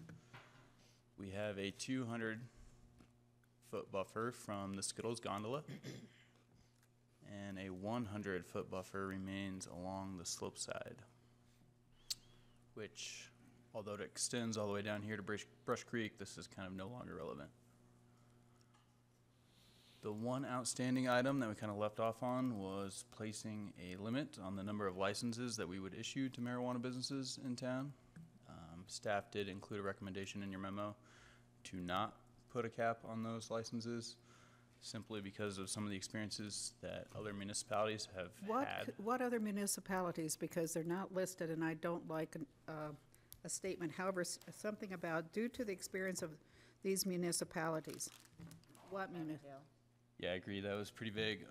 The two I spoke to specifically were the town of Palisade and the town of Carbondale. Okay, Carbondale. And did you talk to Dan? In Carbondale? Yeah. I spoke to the town manager, Jay Harrington. Okay. And in Palisade, it was the town clerk. I believe her name is Leslie. So what's Lindsay? Jay's problem with the, So they have actually since eliminated the restriction, but I think it just caused some undue complexities to the licensing process when it was first issued. They capped it at 5. I believe they still have that cap on other licenses for like grows, but for retail marijuana stores, they've eliminated it. But the issue specifically in Carbondale was that it created a market value for the licenses themselves. We did speak to that a little bit in the memo and how we could prevent something like that from happening here. But in the case of Carbondale, they actually had an outside business purchase one of the limited licenses for, I think the sum was like $200,000. There's, I don't know, been a falling out due to that, and I think they have some litigation with the town. but even if you don't have a limit, you could still set yourself up for liability. Sure, yeah, with anything. So, we're gonna get this back into the ownership issue, but you could have an outside entity, such as a company out in California, wanting to buy one of the pot shop licenses here. Yeah. So, it doesn't matter to me if you have a number on it, or it's a license that anyone could purchase, unless you're gonna do something on your restrictions to control who can purchase. I'm not following you. Okay, so marijuana is a big deal out in California now. Okay. And there's big conglomerates that own marijuana shops. Okay. So, if we don't do anything about, well, which we can, but do we want to have our pot shops license become available to sale for someone who owns a conglomerate? We don't sell them. They have to apply for them. I know that, but so let's say I'll use Marky Butler has a marijuana license. Mhm. Somebody walks in and wants to give me $1 million for a license. Mhm. And I decide to accept it, and that party is a conglomerate out of California. And I think one of our recommendations is the licenses not be transferable. I believe that's one of the recommendations we got in here, so. Which is what the town of Carbondale has since Okay. implemented. Okay. They call it the cemetery Marky, clause. I mean, are you suggesting a residency requirement? Yes. Well, that's different than the number. Well, that's where I'm. That's a totally that's different thing. That's where I'm going with this. Okay. I'm okay. not there. Okay, because you started off with Yeah. limiting the number of shops. Well, But you moved now to residency. well, I'd like to limit the number of shops to get, when But you. they're two different issues. Well, not necessarily. They could be related. The issue on the number of shops is, I'm a believer in keep it simple, keep it small. When you first get started, change your regs over a period of time to meet demand. So you could have your districts, and you could say, out of the chute, we're gonna have 2 licenses available. And there's, I think, I mean, I'd let John speak to the legality of that. The difficulty is if you have 3 applicants for 2 licenses, then we're putting ourselves, we have to choose who's going to get those 2 licenses. Handle that through residency requirements. Well, but that's, I'm just answering the question. If we don't have that limit, then we don't put ourselves in that subjective position. That's part of the logic by saying no licenses up front. Let the landlords figure out who they want where, and then we would review the applications that come through. But even if you don't have a requirement on the number of shops, isn't it still become subjective? Because what if you just decide, well, there's already 3, we don't feel like the community needs more? I mean, you're making it subjective anyways. I don't understand that. Well, that's why we're saying we shouldn't cap. We wouldn't have that conversation. As town staff, we wouldn't say, oh, there's 3, we don't need more. No, but I'm saying, aren't you having that conversation anyways? Whether you cap it or don't cap it? I don't believe so. Because if you don't cap it, then, and let's say there's 3 shops and a 4th license comes in for approval, and you deny it, I mean, you're still deciding whether you want it or not. I just don't understand what the difference The only is. reason you'd be, I mean, so You wouldn't- alcohol, you- go ahead. You wouldn't be deciding it on the number of shops and the residency. You'd be deciding it on what can the town handle. It's the same. Well, you've decided, I can't say you've decided because you haven't, but you're indicating areas where they will be allowed. And if you are deciding on what the needs and the desires of the community are, you can limit the number. So in other words, but if you start off with a capped number, you can't determine the needs and desires, which is exactly what we do under alcohol licensing. If someone wants a new license, they have to come in and show that the needs and the desires of the community are for an additional, and they have to make that, not you, but the hearing officer in our local liquor licensing authority has to make that decision. So when Limelight came in, they brought a survey of the needs and desires of the community, and you can decide that way. And if you've never said, okay, we can have only X number of retail sale liquor stores. The market has just determined that this community can sustain 2. Now, that, you would think that's a low number, but when you add in the number of by the drink, in other words, bars and tavern licenses, we're adequately addressing the needs and desires of our community. But once you put a number or a residency requirement, you put either, and we haven't decided about this part of the framework yet, is it going to be similar to liquor licensing? I would recommend that that is what you do. You're putting the decision on a finite amount, which if someone doesn't like the decision, they have the opportunity then to take the town to court because you've capped it. And it's perfectly defensible. It just puts the town at more risk based on those decisions. Residency, it's, I would call Betsy Crum up here to ask her how difficult it is to prove residency.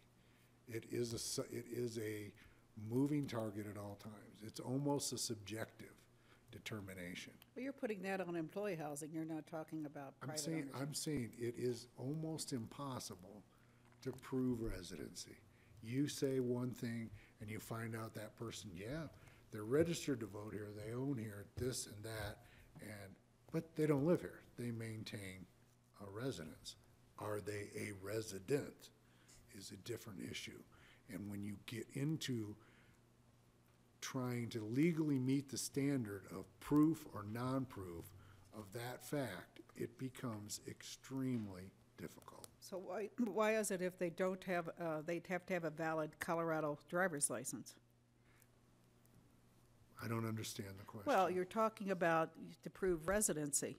So, for example, in medical aid and dying, I have to prove residency as a citizen of the state of Colorado in order to access the medical aid and dying. Why could we not do the same thing? Well, if you're talking about a resident in the state of Colorado, I was under the impression that you wanted residency within the town of Snowmass Well, that's the Village. next part of that, where I'd love to go is Pitkin County registered voter list. If you determine it that way, it's fine. But understand, you can change your voter registration in 30 days.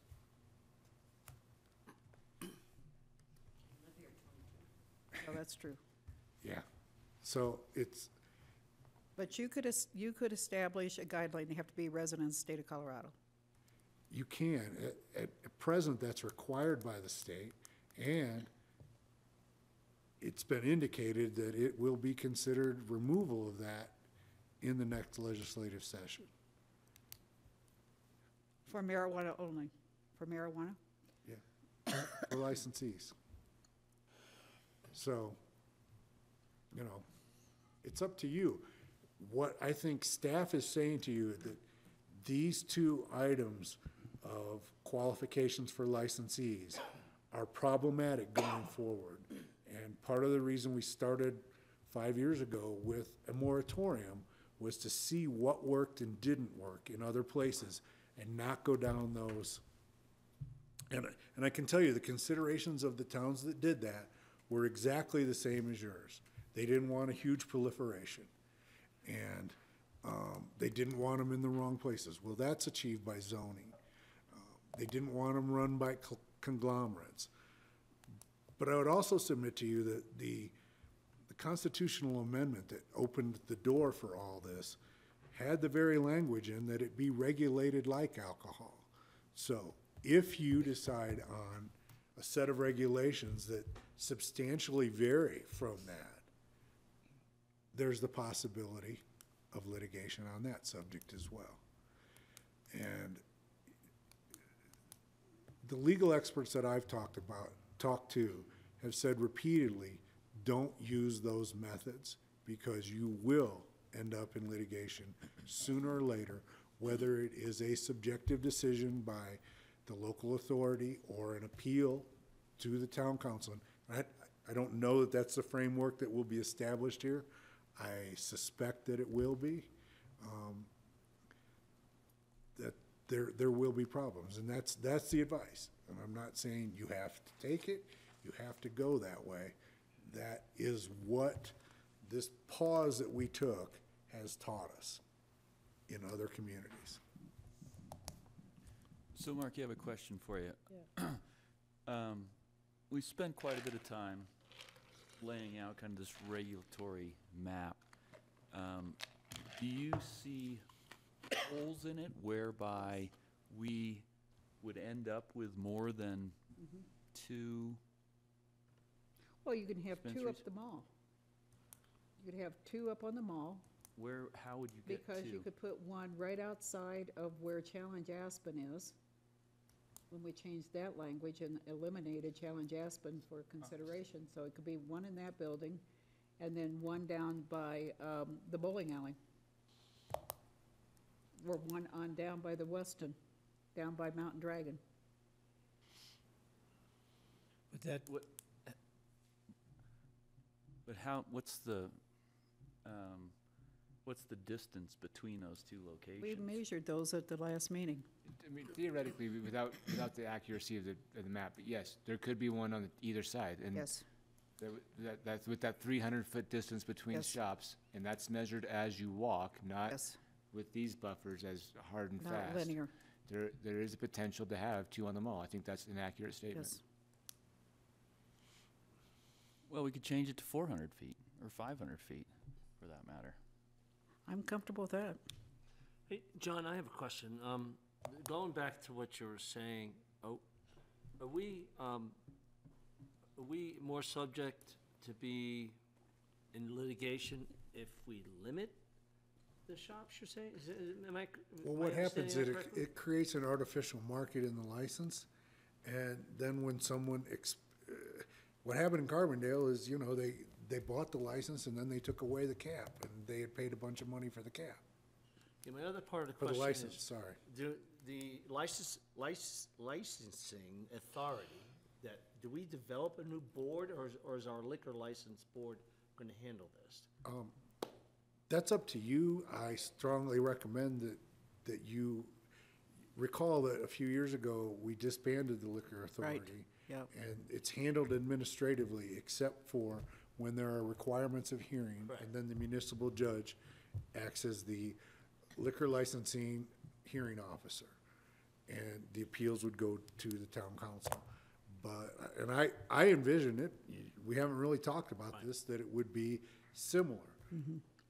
I am far more comfortable with a regulatory scheme that mirrors liquor licensing, because that's what the constitutional amendment says. It gives you an added level of defensibility. And, you know, I mean, I gotta ask you a question. And given today's earlier conversation about the On Mountain restaurant, is it a problem if somebody from out of town owns a liquor store?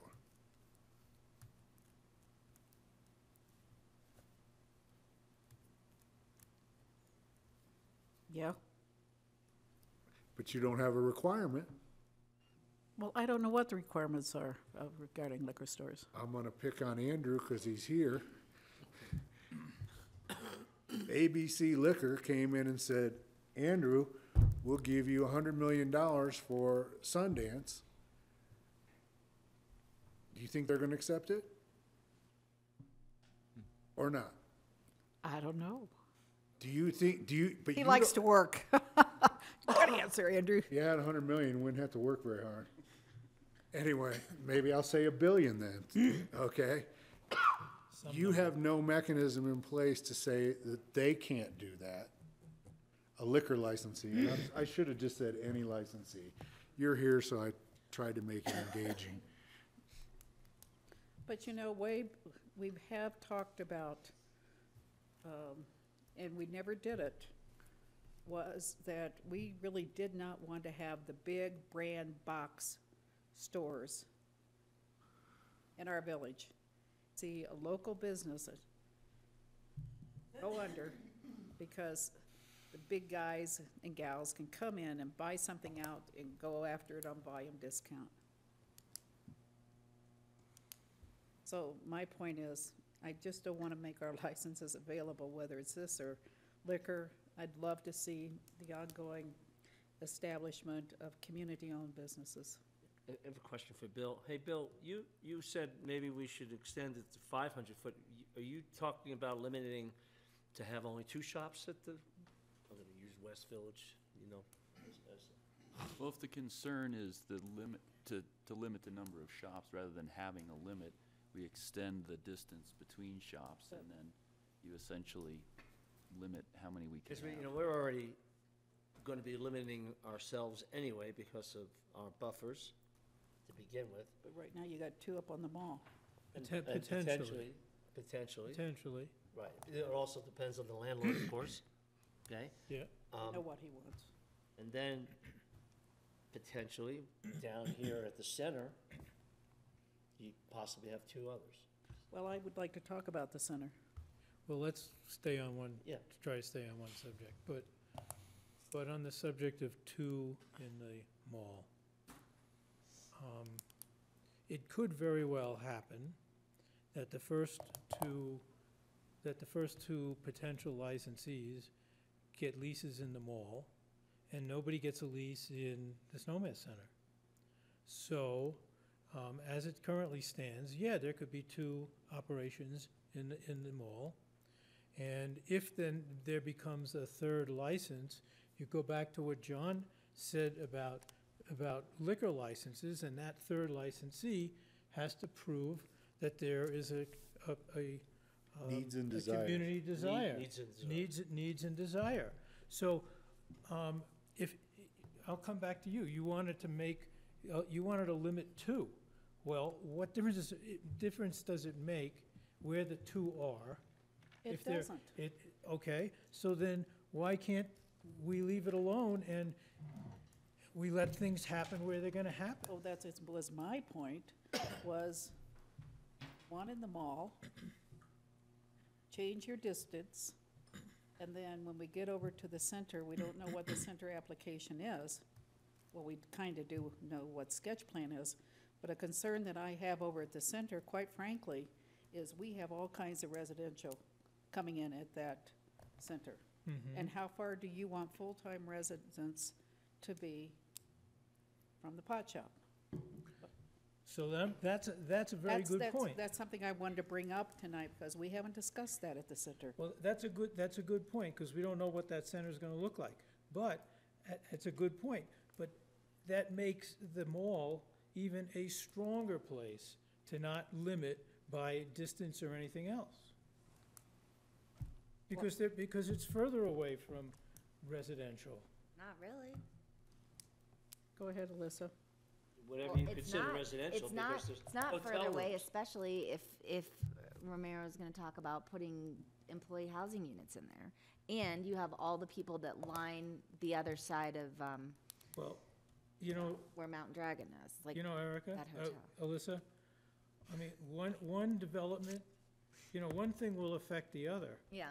Right? So, this is just an example, right? You brought up an example, okay, doing some redevelopment on the mall and bringing in, affordable housing, okay? Well, maybe that doesn't work for affordable housing with the marijuana shops in the mall. So the landlord has a choice. Yeah, we haven't seen any plans from We him, so haven't seen any plans for anything. we know a little bit more about the center because we went through sketch plan and the number of full-time residential facilities that would be True. here. And most of the stuff adjacent to the mall is primarily part-time or visitors. Now, the employee housing, I haven't seen any of the plans. It's coming. You will know more than I do, obviously. Well, someone told me it was coming. So, I'm not arguing in favor or against, I'm just saying that, I did bring up, I don't know, however many meetings ago, I haven't been sitting in because I can't on the Snowmass Center, but I do know that there is residential, and I did bring that up, and it was just kind of got dismissed. So, that frankly concerns me more than the mall, because my thought is that residential is also gonna probably be A lot of families. So that does concern me, but anyways, But you don't have a concern about having a liquor store there? it's just not the same thing. I'm sorry. It You can is. say what you want, but I do not think it is the same thing. It's not the same thing. You're in Colorado, it's the same thing. It's No, not. it's not. It is 100% not. Why is it not? It's just not the same thing. That's not an argument. It's just not the same thing. It's not. I don't know what you want me to say. It's not the same thing, and honestly, one of the reasons why it's not the same thing is because if you drive up, to the center, and you're just driving along that road, you can clearly see into Sundance. There's not these restrictions on how the windows are supposed to be, and you're not supposed to be in, and the signage has to be this way. It doesn't look like that, but there's all these restrictions for marijuana. Right, so they're less conspicuous. But I'm saying, why is it like that? What is the reason? If it's supposed to be more secretive and not be able to be seen, then it indicates that maybe there's something more dangerous about it. Maybe we ought to think about the adolescent. I don't know. I'm just thinking about it. No one wanted to listen to the scientific studies of the adolescent brain and its development as we were discussing marijuana, because nobody wanted to hear it. All you have to do is read the literature, and you need to look at what we've worked on in our public health department here in Pitkin County, and it's, your goal is, if you're an adult, you can do what you want to, but with children and adolescents, I think we make a big mistake, and we're seeing it in terms of brain development in adolescents. So my point is, I don't think it should be closed to residential at all. The mall, I can take. The center, I think there should not be a pot shop within 300 to 500 feet of residential, full-time residential. Visitors, I don't care. Okay. No, that's me. That's my suggestion. First of all, what's a visitor? Is a visitor a second homeowner, or is a visitor just comes for a week? What's a visitor? Someone that's not a part-time homeowner or Someone a that's fully. not paying taxes. Someone paying taxes. Well, they are paying taxes because whatever they buy retail-wise, they're paying taxes. I mean property taxes. Property taxes, I think that's what she's trying to say. yes. So, Lodging tax. a person that owns a property, never lives in it, but pays property taxes, is a full-time resident. Or part-time. No, I'm saying Is they not a they visitor. rent it out for 5 years. Well, They pay the property tax. so they themselves, and they can just put whatever they want to in their lease, that you can't smoke in my, or use. We're talking about where we're gonna locate shops, not what happens on private property. Well, that's what you ask. No, I didn't. So, let's just say the town hall is a private residence. You own it, you rent it to Clint for 5 years, you pay the property tax, but you're living in Monte Carlo on his rent. You're a resident, you're a full-time resident, so since it's within 300 feet of Tasters, Tasters can't have, that's, I think what she's saying is that the places in the mall right now, not, talking about any of this future employee housing, but the places that are adjacent to it are hotels or condos that are rented Right. by visitors. Right. I think that's what you're getting at, because if you look at I don't even know what that place is called, the Holiday Inn or the Wildwood or whatever it was. Depends I mean, on the that's day a of the week, hotel. yes. The ones below the mall, closest to the bus, are hotels, right? okay. So I think that's what you're trying to say. That's where I'm getting to. That is not as much of a concern. And those people are the ones that want to go anyways. Yes. So it's perfect for them. I would like to make a point here. We're getting off track about trying to deal with an unknown development at the Snowmass Center and anywhere else. And that, as it stands right now, there is no residential at the Snowmass Center. Therefore, it should be an appropriate place to put a pot shop if the landlord wants to put it there. And when we have plans and they're approved, and a PUD that's approved, that then has residential residences in that vicinity, we can adjust the regulation. I mean, these regulations are not cast in stone, they're adjustable. I mean, Well, that's what we've been We already hearing. have seen and have approved a sketch plan that includes residential. We may never get to preliminary. There's no requirement for him, for the developer to come back with a preliminary plan. He may that already have even- submitted it. That even looks like anything that we approved as sketch. You don't know, he may have submitted it. Well, But I'll ask the question, has anything been submitted? I'm 99% sure no. Thank you. It's ready to go. I have to advise you not to speculate and indicate any position on the Snowmass Center. You have to come back in your quasi-judicial roles and make determinations on a potential application. So then here is my suggestion, then don't have a district that covers a Snowmass Center at this point. Okay, we're back to the map then. Okay, well, we had the Well, center on. we just go back to where what we have, the restrictions and the buffers that we agreed upon on October 15th. Number one. Number two was the 300-foot proximity limitation of two stores together. Clint, just hypothetically, do you know if it's more than 500 feet away to the bowling alley from, let's say, where the top of Zane's is? We did this last time for you, and I know we did, I know. Seems to me it was 400 feet, if I remember right. He's gonna So test that me. Well, he's gonna pull it back up We can because do it's it, we been so can do a long. real quick, Really plus or minus close. 20 I mean, feet. I'm just wondering if 400 foot might be the medium. It's not gonna solve. It's not it. even- It's not it's gonna- not gonna But solve- it's not gonna solve the problem, Well, because there's another problem. What is it? there's always been. There's always been another problem. What's the other problem? That's 300. Today, the other problem is the Snowmass Center. 350. I'm not saying the problem is the Snowmass Center. What we do with the center, you take the district out in you can do the district at the time of the PUD.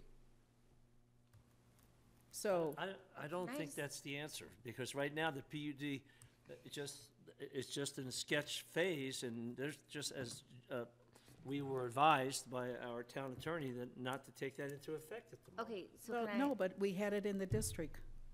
We had a district for the Snowmass Center You mean it was in the overlay? and the overlay. Can I ask you a question, John? So if you say that you could allow them at the Snowmass Center, but then this future development comes along and it's gonna be residential and we don't want it within like 200, 300 feet of a residence, and there's already existing marijuana shops in there, then you can put that regulation on and those marijuana shops have to move? No, I don't believe so.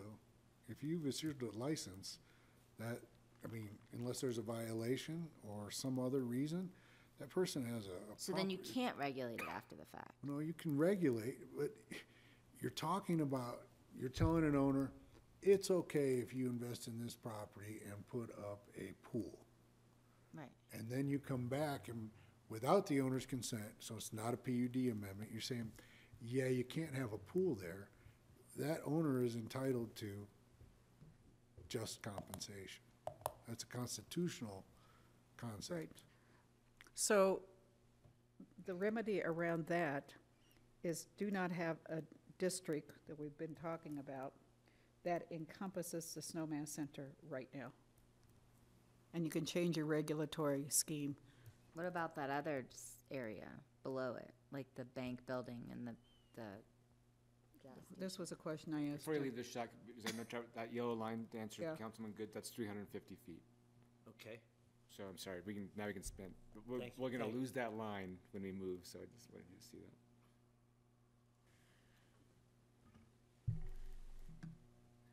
So Last by- time if you remember that green, Yeah. the overlay was the whole distance, you Right. eliminated base village last time, and this is what was left. So John, if we eliminated the center as a district, would we be liable? If the owner wanted to have marijuana shops and we were saying, no, you can't have them there.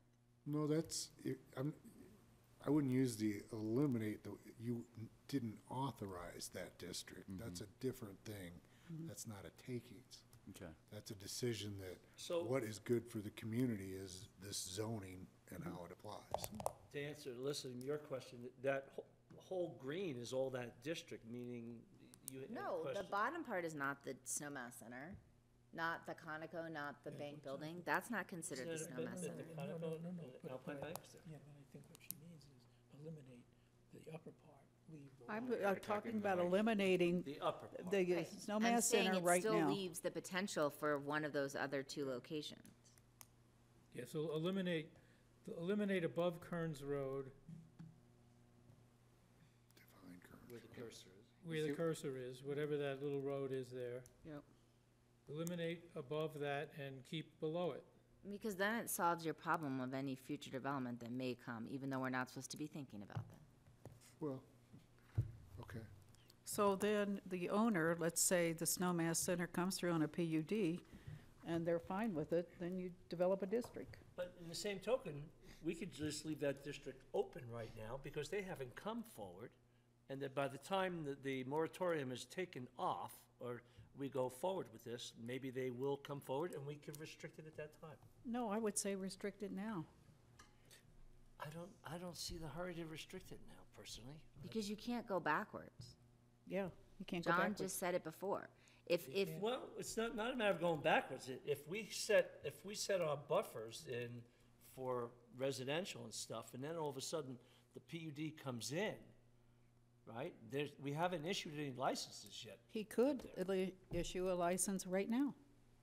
Not If now, he's we at- can't, if because the he's- moratorium is still in place. So we're not set in No, but stone if you yet. set up the district, he could start showing potential places for Right now, people. you're probably correct, because right now, there's no residential there, That's exactly right. okay?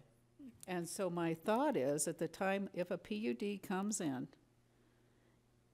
he could request to have a district, so he could have available stuff. But if we set our buffers according to, whatever we originally came up with, for residential and space between stores,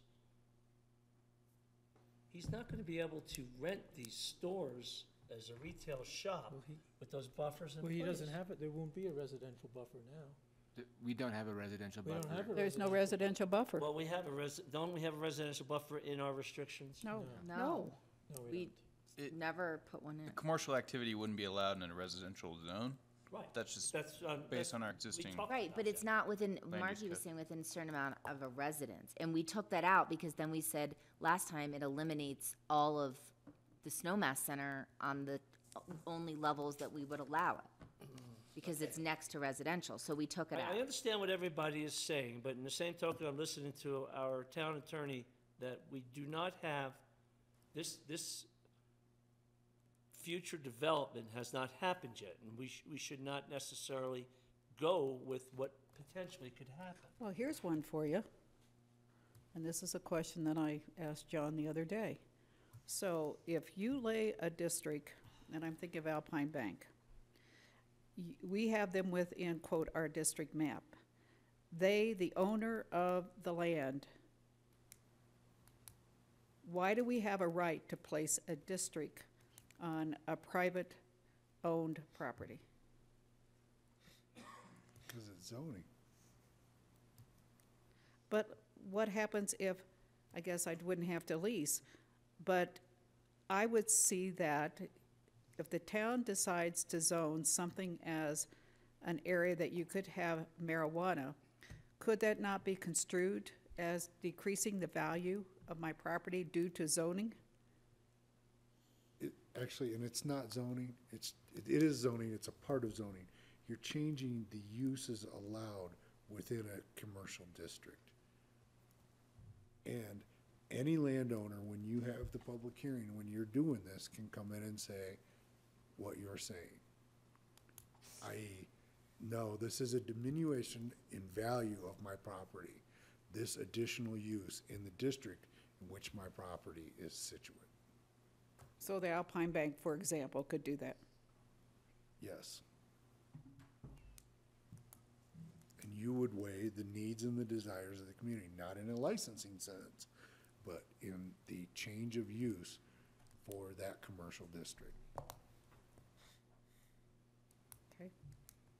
So eliminating that district at the future center development at the moment, in order for us to put that back into the unbuffered space, let's just say we want to bring it back into the district. You lost me. Okay, so what I'm saying is, Madam Mayor would like to take the center out of the district Right. because of the potential of residential being there. Okay. Now, let's just say we take it out of the district. And the owner wants to, And the owner wants it back in because he says, I've got an upstairs with 2 empty retail shops. I'm not gonna be developing this phase 2 part of the project for 5-7 years. What do we need to do? How do we get that back into the district? Well, the owner can petition for a change in the zone or the uses. Our code provides for that. But the converse is true too. If you allow that use in this district, the owner still has the right to say it's not happening on my property. Absolutely, I understand it, right. Or the owner can, in this case, and I don't want to be too specific, but the owner could say, yeah, I hope to have my preliminary in a year, and my final's gonna follow a year after that, and I'm just using the statute, the code definitions. And then there's a presumptive vesting of 3 years, that's 5 years. There's no way I'm gonna start construction on this or whatever for 5 years, so I'm gonna rent somebody a place for 5 years, and I wanna be in the district to get that revenue, but that owner has the ultimate decision of whether to allow that use on his property, if it's in the proper. But he could come in, if we don't include the Snowmass Center into the district, once we approve this, he could come and say, and petition for inclusion. Absolutely. So we're speculating on when he might come in or might not. I don't want to do that. I thought I cautioned you not to do that. But you just kind of did. But John, so I can understand a little bit, it wouldn't be through that specific land use. It would take a separate ordinance because this district's being created by ordinance. Well, this district, we're changing the use here, you mean? Is that what you mean? I mean, if we've got the whole district where we're saying it's allowed, and they're saying shrink the district, it wouldn't, and you're saying grow the district, we've got a district that's proposed by staff. Show the whole district, would you? Yep. Some council members are saying shrink the district, essentially, no matter where it is, just shrink the district. I mean, whether it's the elimination of the north or the south part of the district, but the policy they're having is, we want to shrink the district. In order to grow the district back, that would take a specific ordinance from the council to allow for. Yes, to amend the uses or the size of the zone. So it's two readings of an ordinance. Pardon? 2 readings of an ordinance. I think the Snowmass Center is the right place for a marijuana dispensary. And I'm thinking along the lines of parking and transportation and everything else, and that's the only, and I agree with you, Billy, that's what, I think is less likely to get more congestion going up to the mall or to the base village, or which we already eliminated anyway. Okay?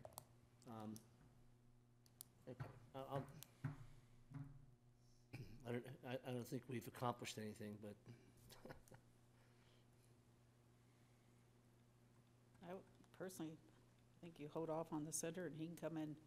If the owner wants to have one, he should come in, because we don't know if and when he's gonna come in. I've heard different stories, and it'll be sooner than later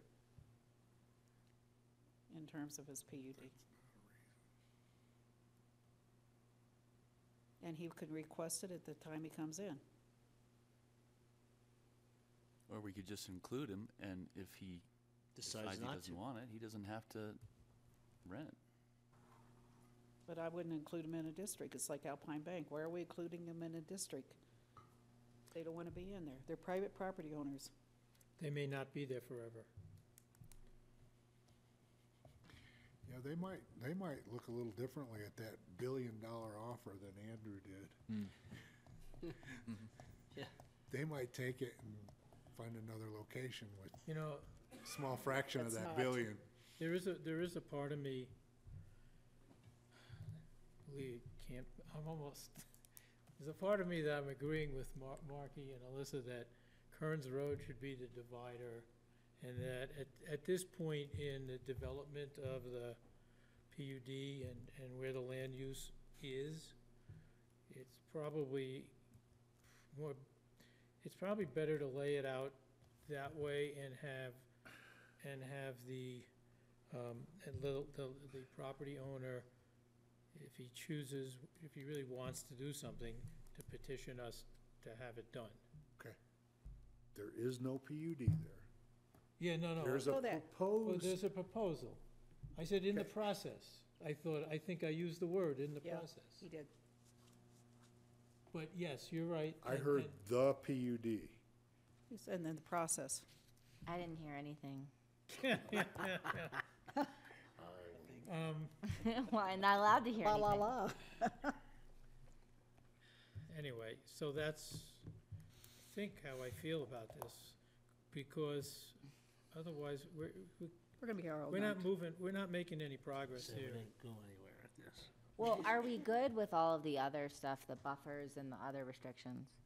I mean, everything else that's listed on that listed on that list, that was horrible. Listed on that list. That we agreed to on October 15th. Yes, the restrictions and buffers agreed to on October 15th. I mean, other than if we want to change this thing about the Snowmass Center or whatever. But other than that, if we're fine with that, then that's progress. Well, And just, I have other suggestions. Are we good with what we just talked about? Alyssa just brought up. The other currents, yes. things on the list? Yeah, Okay. the list Okay. is, The restrictions and the buffers, right? Okay. yeah. I mean, I feel like it still allows for an ample amount of opportunity for people to have shops in any of those locations. And they have a mechanism for a district to occur.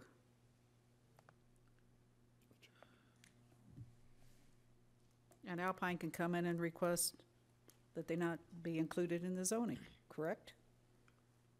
Sure. Okay. Oh, come on up. I'm sorry, I wasn't even paying attention. Andrew Wicks, I operate a lease at the Snowmass Center. As the main commercial node for Snowmass, I would highly recommend against removing it, especially as potential PUDs might not, or construction might not happen for years or a decade, who knows? And as you spoke before, who knows what kind of residential would happen in the mall developments. So to me, to single out the center, which is a bright commercial node of Snowmass, and leave it up to the landlord to dictate when we don't know where residential might go on either developments, just seems like a unnecessary step in terms of the viability for these businesses. Thank you. Thank you, Andrew.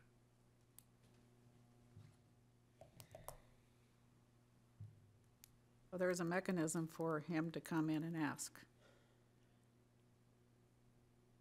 to be included. I don't see anyone from Eastwood here. If they were here, I'd probably tell them they shouldn't be. Well, yeah, because. Okay, moving on. What other things did you have, Bob? Okay. Before, so, in or out? I have it out. Or out what? I have it Currents. in. I guess I'm going. I guess just, let me say it this way, change or don't, change from the proposal or don't change from the proposal, that'd be easier, sorry. Well, Don't change. Change. Don't change. Alyssa? it's always come down to me. Well, I don't know, because I'm still a little confused, I guess. I mean, here's the thing. If we somehow put in a residency buffer and allowed it to be at the center, and the residency buffer presumably would take care of any future development anywhere, whether it be the Snowmass Center or the mall. I mean, I'm just wondering if that's the better way to go. But I also don't want the residency to then limit the other spaces available within the mall, because I don't think that's fair either. Well, it Well- would. Well, But that's what I'm Alyssa- trying to understand. Alyssa, one problem with putting in a residency buffer is that if the center, if the center has a shop, and before the residencies are built, then we're stuck in that problem if the residencies are within the buffer zone. mm-hmm. So the buffer zone, in that case, is immaterial. Well, is the town stuck or the applicant? I think that the town is stuck. because the applicant's already doing business. I'm talking about the PUD applicant. Oh, yeah, that person is probably, may be stuck. Or at least under, yeah. I don't think I don't think I'm willing to do that. No, I think, I don't know. That was my only thought. Oh, it's a very, very good point. I mean, Okay, now we're back to your change or no change question. Yes. Okay. right, So, but that really affects it. Well, You're voting either for in or change. out. How change, whatever, sure. We said change. You know, I mean, I don't know. Come I on, we're can't down do to this. change or don't change. Where are you, Circus? just on Kearns Road, right? Yeah, Kearns Road. I'll go change. And the change is basically reducing, I get my north and south, but Yes. uphill. I'll leave it up to the landlord to come back and tell us that that's not what he'd prefer to do. That's fair. And it's really because of the land use process that we're in the middle of. Yes. Yes. Well, it's not a vote, it's just direction, so. it's direction to staff. I mean, we don't know. I mean, You're I right. think it's important that we don't speculate as to what's coming down the road. Yeah, I'm trying not to. Right. So, we just heard that it's the primary commercial Right. node. Right. And so, you want to take that out.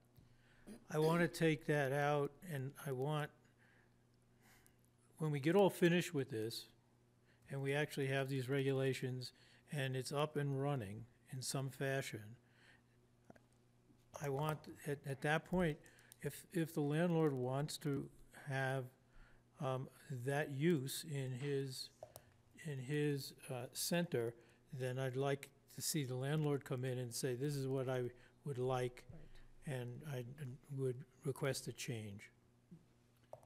And so the owner of, say, the Parmalee building could come in and say, I request a change, I want to, Anybody can request a change. yeah. So, effectively, we're limiting marijuana distribution to the mall. Well, And the area below, between Kearns Road and Brush Creek. at this point, unless the owner of the mall comes, or the center says, I want to be included, I want a district. And he can do that. There's nothing that precludes putting a location into a potential district and managing it through an ordinance process, which we've done a lot of zoning ordinances. Yep. So we have So, two Bill- out, three out. I guess really what I'm trying to do is I'm trying to move ourselves in some kind of a forward direction in a way that I hope, I understand, leaves an option for the landlord. Right. If they choose to want, at the point in time when we finalize this, if they want to, But the landlord always has that option. yeah. The landlord does always have that option.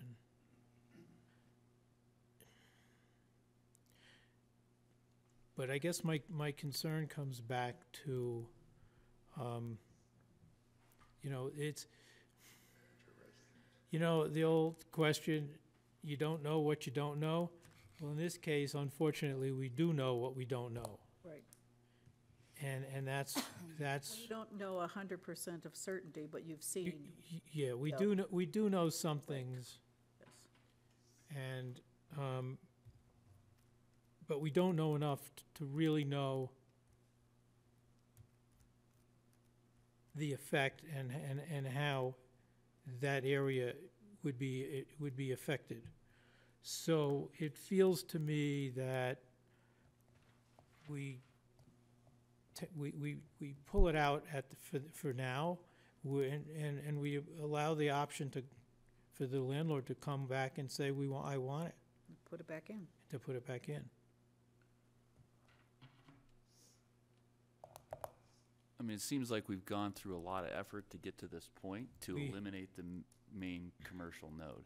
Well, I guess I still see enough potential for the, for potential locations. And it still doesn't eliminate that whole area, which is next to the center. I That's mean, right. It doesn't eliminate the Alpine Bank building, I don't even know what that's really called, and the Snowmass Center. I mean, in the Conoco. Yeah, it does. No, it doesn't. No, it No, it doesn't, doesn't. Bill. No, it doesn't. Doesn't, Bill. It's You're- just. You're talking about eliminating this whole district. No, no, no, no, no. no. Only above Kearns Road. Kearns Road. Only the road that runs. Only the next to center itself, the center. Bill. Not the stuff that's underneath it. So you still have 2 spaces in that area.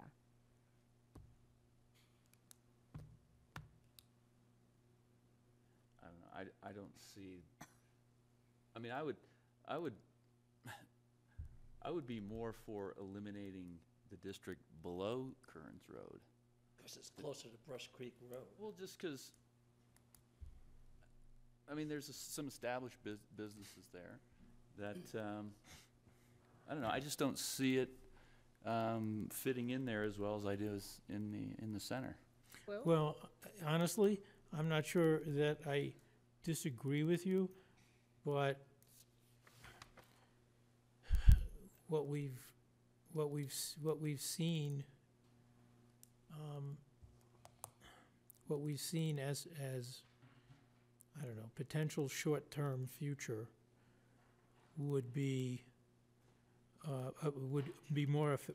would affect the center property in the center area more so than the lower area. It would affect it more so? Yeah, because that's where there may be, that's where there is potential, let's put it that way, because there's land. So there is potential to put residential. Right, but we don't have a resident No, we don't. tied to this at all. No, we don't. No, we don't. And the question would be, if we knew there were, if there were residential there, would we have put in a residential buffer? Probably. So the answer, I don't know the answer to that, but there's certainly some concern about that. And I guess I just feel at this time, just leave, in that particular case, let the landlord make a proactive statement rather than more of a reactive statement by just not leasing to a marijuana business. So your goal is to maximize flexibility for the ownership?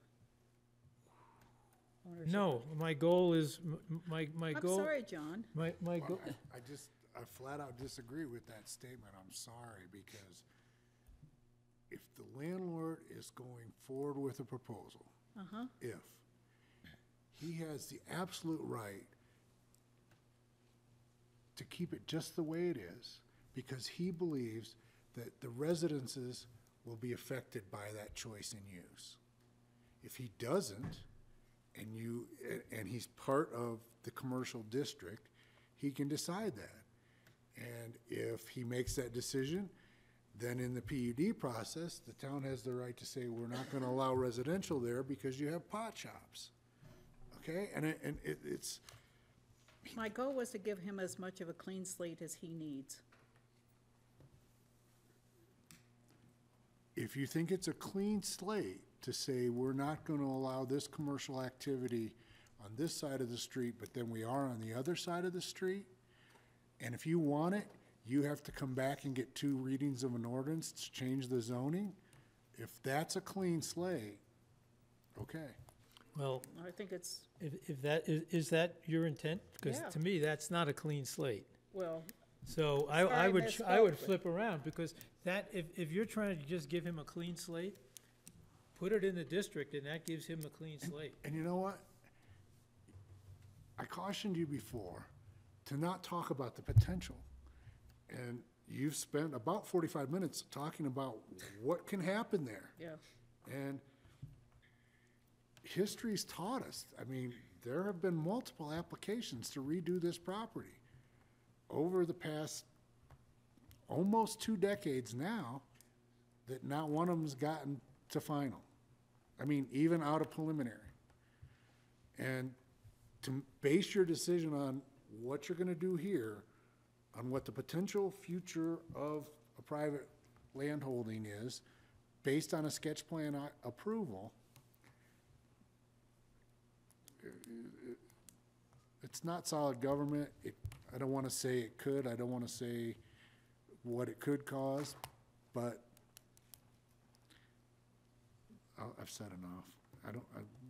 It's up to you. I don't understand your vote, because I don't think you all understood it, but the white line apparently clarified it. And if you all decide to bring back the center outside of it, we will absolutely do that. And then the southern part of the center parcel, including Alpine Bank and the gas station, will be it will be an allowed use within the commercial district.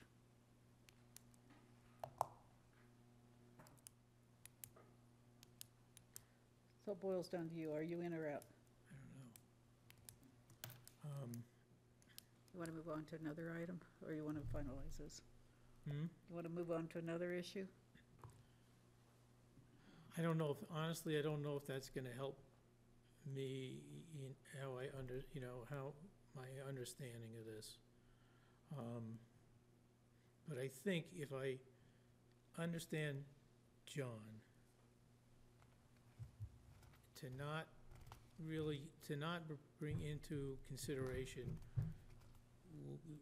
what we do know about something we don't know about, I would leave it in. And then, when we know more about what we don't know about, we can modify it from the different perspective. So I think I'm in now. Yeah, but you're restricted on how you can modify it. Because if you no, you're not? Well, I mean, you said before that if you have a pot shop in there, you then can't then put a residency restriction on it. The landlord still controls it. And if the landlord in the business world has a PUD application going forward, he's not gonna give a 20-year lease to a licensee. Because he's not gonna wanna bind himself up, because he's gonna have to pay that lease out. Okay? And if he intends to go forward with residential, he has to weigh for himself, and then in front of you, for PUD uses, whether he's changing the zoning by a PUD application to allow residential. And if you don't want that later, you can say that's not compatible with the existing uses. He can then get rid of those uses. I mean,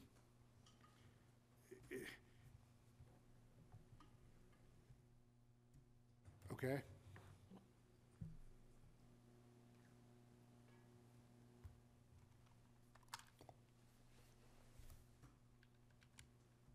I think we need to provide businesses in this town an opportunity.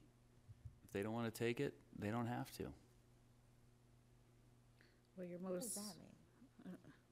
That means the government's job is to set up regulations and then step back and allow people to run their business. well, yeah, he can still, the ownership can still request to be included. My concern is the minute that I can see what's the scenario being a little bit different, and that is, okay, now you have a lease for an owner within the center, okay. And then the residents come in, and if we decide, this council will say, well, tough, there was already an existing business, so therefore we can't put a residential distance into this, because now I feel like my hand is tied. Understand, those residents don't exist. I know they don't. As a buyer, I have my choice. I don't want a house next to a marijuana. But one of our goals with that residence was hopefully to allow the opportunity for younger families to be able to get into an ownership position. That was one of our initial goals, way back, and we don't want to talk about the PUD, but we all talked about it. I can go further back than that. This is designated the community commercial retail. Mm-hmm. The mall is designated the I know that. resort commercial area. Maybe we just Right. don't put residential up behind the community center. But you just said it yourself. You said the words community versus resort. So community means the local people that are utilizing that thing every day. Yes. And before, people seemed to indicate that the whole point of doing this really is for the resort people, for the visitors. Okay. I'm just saying. I mean, when I look at it, I don't look at it like what's coming next and all these things, but in the comp plan, we've identified these various locations as for future development, whether it be the mall or the Snowmass Center, whatever it is. I mean, I'm a little concerned about things that could happen in the mall with residential. I'm concerned about here, but I mean, the bottom line is we have to move forward. So if there's 3 people that are saying no, or no, and 2 people that are saying yes, let's change it, then it stands the way it is, and we just need to move forward, or else we're gonna be here all night. Some of us are, some of us aren't. Well, I'd like to get home at some point. Okay, so so where are we now?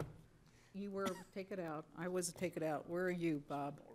I'm leaving it in. Okay, so it's 3-2, leave it in. So don't change the district. Okay, Travis, what's next? Well, we kind of skipped over the cap for licenses, but I think we moved on without that Yeah, requirement. we're done with that. Okay. That was it. We discussed a little bit about residency requirement, but I didn't hear Yeah, I a wanna talk about majority. that for a second. Yes, go ahead. Well, because I did talk to John, we had a nice conversation the other day about the residency requirement, because my feeling was kind of, I mean, 2 ways, is that obviously, like, everyone knows that I didn't want this at all, but I feel like if you have to have it, then it should, I mean, I feel like a lot of the people that live here and are interested in having these shops, I feel like they want to make sure it's representative of Snowmass Village and how, you know, this town would want to see a shop like that. But I am realistic in knowing you can't put, it's really hard to put a requirement after talking to John about this residency thing. But my one concern is just making it, I don't know what the right word is, but making it something that seems consistent with how Snowmass Village is and how we'd want something like that comes in here to be. So John suggested, and maybe he could elaborate to all of you, when he was poking around and looking at information, this idea of a community liaison requirement.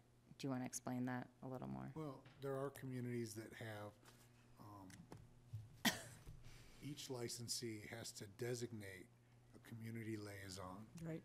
And that person is to interact with enforcement, regulatory scheme, and all that, as well as the broader neighborhood, to make sure that some of the problems that are perceived are addressed promptly. Denver has done that. Now Denver has it, their community liaisons kind of go to the neighborhood only rather than the greater city part. But that is something that you could put in your regulations, that each licensee has to have a designated community liaison. It's almost like tips training, but it's not so much about the service.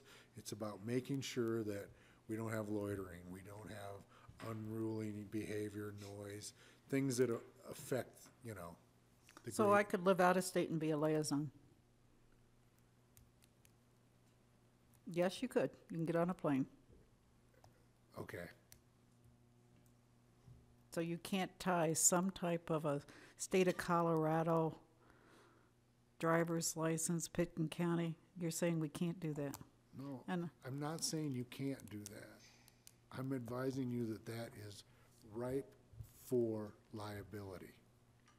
I thought that some of our local shops in Colorado required that at least a management employee lived within a community. And people have They've done skirted that, around and it. they've had problems with enforcement. Is our Didn't you say they experience. were changing, possibly gonna change one of the requirements? Was it that or with alcohol? The residency requirement? The state is, I said that Right. tonight, yes. Mark, I think all the points that John has been making about residency comes down, they're all similar in that there's a difficulty in enforcement. Because things can change on a dime, and a status can change on a dime, and there's no, let's say there's no coordination between the entity that changes the status and the town. Understood. You know, one of our goals has been locally owned, locally owned. Well, And we're not following that. And I am in total agreement with that. But how can we do that and make it locally owned? How can we do that? Well, how do we stop that circumventing? Yeah. Well, I think one of the Is that biggest, part of the licensing, Sure. right? I mean, one of the biggest challenges I think we're gonna face is who's gonna get these licenses, right? We're gonna have a lot of applicants in very few places. So, you know, how are we gonna get to that point? And I think that, you know, maybe taking some of this into consideration on who, you know, gets the licenses may be part of it. You know, Bill, I'm not so sure we're gonna have a lot of licenses, I don't think because so. one of the requirements is that you have to have a lease or own a building. And my guess, this is just a guess, my guess is that landlords are not gonna be, you know, setting up numerous leases, you know, Well, right, I think in- you're right. You know, in the hopes of one or another of the leases are gonna get a, So in license. effect, we're putting it on the landlord to say, okay, you're gonna select the licensee. You're almost the first step, yeah. Yeah, that's. But the landlord could say, okay, I will give you an option on a lease Mm-hmm, subsequent to earning a license. mm-hmm. But they could do that for numerous people. Well, if they're only gonna rent one or two shops. Well, I mean, you multiple lessees for the same space. Yes. That's what you're saying. Yes. Right. They're outbidding each other. Well, I guess. So it just depends, I mean, Yeah, we'll see how it all shakes out. It's a possibility. Marky, I don't know how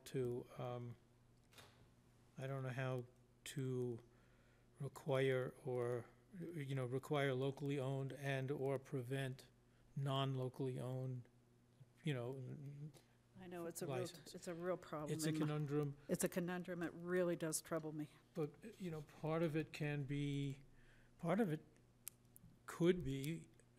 dealt with the by landlord. the, Landlord. no, but by the authority that Mhm. issues it, you know, Licensing authority. yeah. Yeah, Talk about Carbondale and what they do. yeah, it's getting very late, but come on up. It'll just take a second. What Carbondale does is kind of. State your name. Renee Grossman. I live in Snowmass. Where do you live here in Snowmass? I live in Old Snowmass. Okay. What Carbondale does is they require that there is a small owner That's what I thought. that is, whose primary home is in certain zip codes. and they're nearby, and that person becomes like the liaison, so that's the point person for the town. I will tell you that we were aware of 2 people who rented apartments in those zip codes that did not live there, and the town said, what are we gonna do, follow them home? So that's where the challenge comes in with really proving the residency. But the other thing they do is they require you to give a full list of all the employees and all employee contact information. So, you know, you can always get in touch with someone who's affiliated with that store. It's helpful.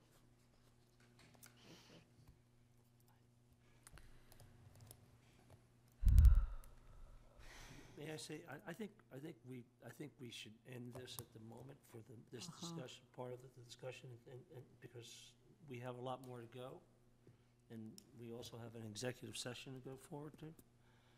I was going to suggest, that was about the end of it. All right. Everybody's eyes are glazing over. And on that note, I would like to suggest that the next time we talk about the marijuana, we work from the zoning and location restrictions. Basically, we work through the last 4 or 5 pages of potential regulations, and we review them and try not to get bogged down in So, this again. you're referring, the application process included? Yeah, the application process included, Okay. yeah. Yep. Well, I think we've had a really good discussion tonight, No, I think it's, so yeah. I think it's very It's helpful. obviously something that's important, and we need to go forward with it, but not at this hour. So just to make, you don't need any additional information. You just want to continue to process the information that was in the tonight's packet. I think that's right, and we can potentially make suggestions for additions or modifications, but of the written operating material. Okay. And then, do you know when you want to reschedule for? When are we all back January? together? Next time you're together? All 5 are here next time. I'm gonna need the language for the executive session. I just lost everything. Oh, hold on, I'll Out of get it for you. Snowmass on my website. I'll get it for you. Got a real problem with this computer. So December 10th, is that what we're, That's a work session. No, it's a special meeting. so can we put this on the agenda for December 10th? It's up to you guys. Yeah. Got it? We're all here, so. Yeah, and actually, on December 10th, Clint, we actually have a discussion of council members' appointments to various boards, but we're already set. I'm assuming that's just because of the new council that we're, It could be 5 minutes, and you say we're all keeping our same, but Yeah. after every election, you redesignate. I think there was only one, so far, there was only one board that had more applicants than positions. We're not even, this is for you 5, for your boards and commissions, not for, this is not for volunteer not boards. boards and commissions appointments. This is for you 5, Understood. for Okay. your RUAPA, Yeah. all those kinds of core. Could I That's a make- week, that's a week from now. Clint, do you have more work yet to do? Well, I mean, if you're just gonna keep the same agenda item, we just Yeah. change okay. the date and Just give it pick right up back where to we you. left So- off. That sounds good. Madam Mayor, could I also suggest that our any other administrative reports we postpone till next week? Sure. Because I lost my whole agenda. It's all right. Okay, let's, okay, we are now going to go into executive session. The town council will now meet in executive session pursuant to CRS 24-4024 and Snowmass Village Municipal Code 245C to specifically discuss and/or consider 2 items. Well, if I can move this down. Here comes determining positions relative to matters that may be subject to negotiations, developing strategy for negotiations, and instructing negotiators pursuant to CRS 24-64024E and Snowmass Village Municipal Code 245C5, and the purchase, acquisition, lease, transfer, or sale of any real, personal, or other property interest, except that no executive session shall be held for the purpose of concealing the fact that a member of town council has a personal interest in such purchase, acquisition, lease, transfer, or sale pursuant to CRS 246404A and Snowmass Village Municipal Code, Section 245C1. Provided there is an affirmative vote of 2/3 of the quorum present at this meeting to hold an executive session, and for the sole purpose of considering items A and B above. Provided further that no adoption of any proposed policy, position, resolution, regulation, or formal action shall occur at the executive session. Do I have a motion to go into executive session? So moved. Do I have a second? All in support? Aye. Opposed, same sign. Before we adjourn, we're not adjourning the regular meeting, I just want to briefly say, I hope everybody had an opportunity to go to the firehouse for their open house, because it was, and if you haven't, I suggest you take the tour, because it's a wonderful facility. Yeah, I'm sorry I missed that. I was out of town. I'm looking forward to going to check it out. That's cool. It's really something to see. Johnny, you coming with 3/4? Are you coming in with 3/4? Last week you thought you were going on.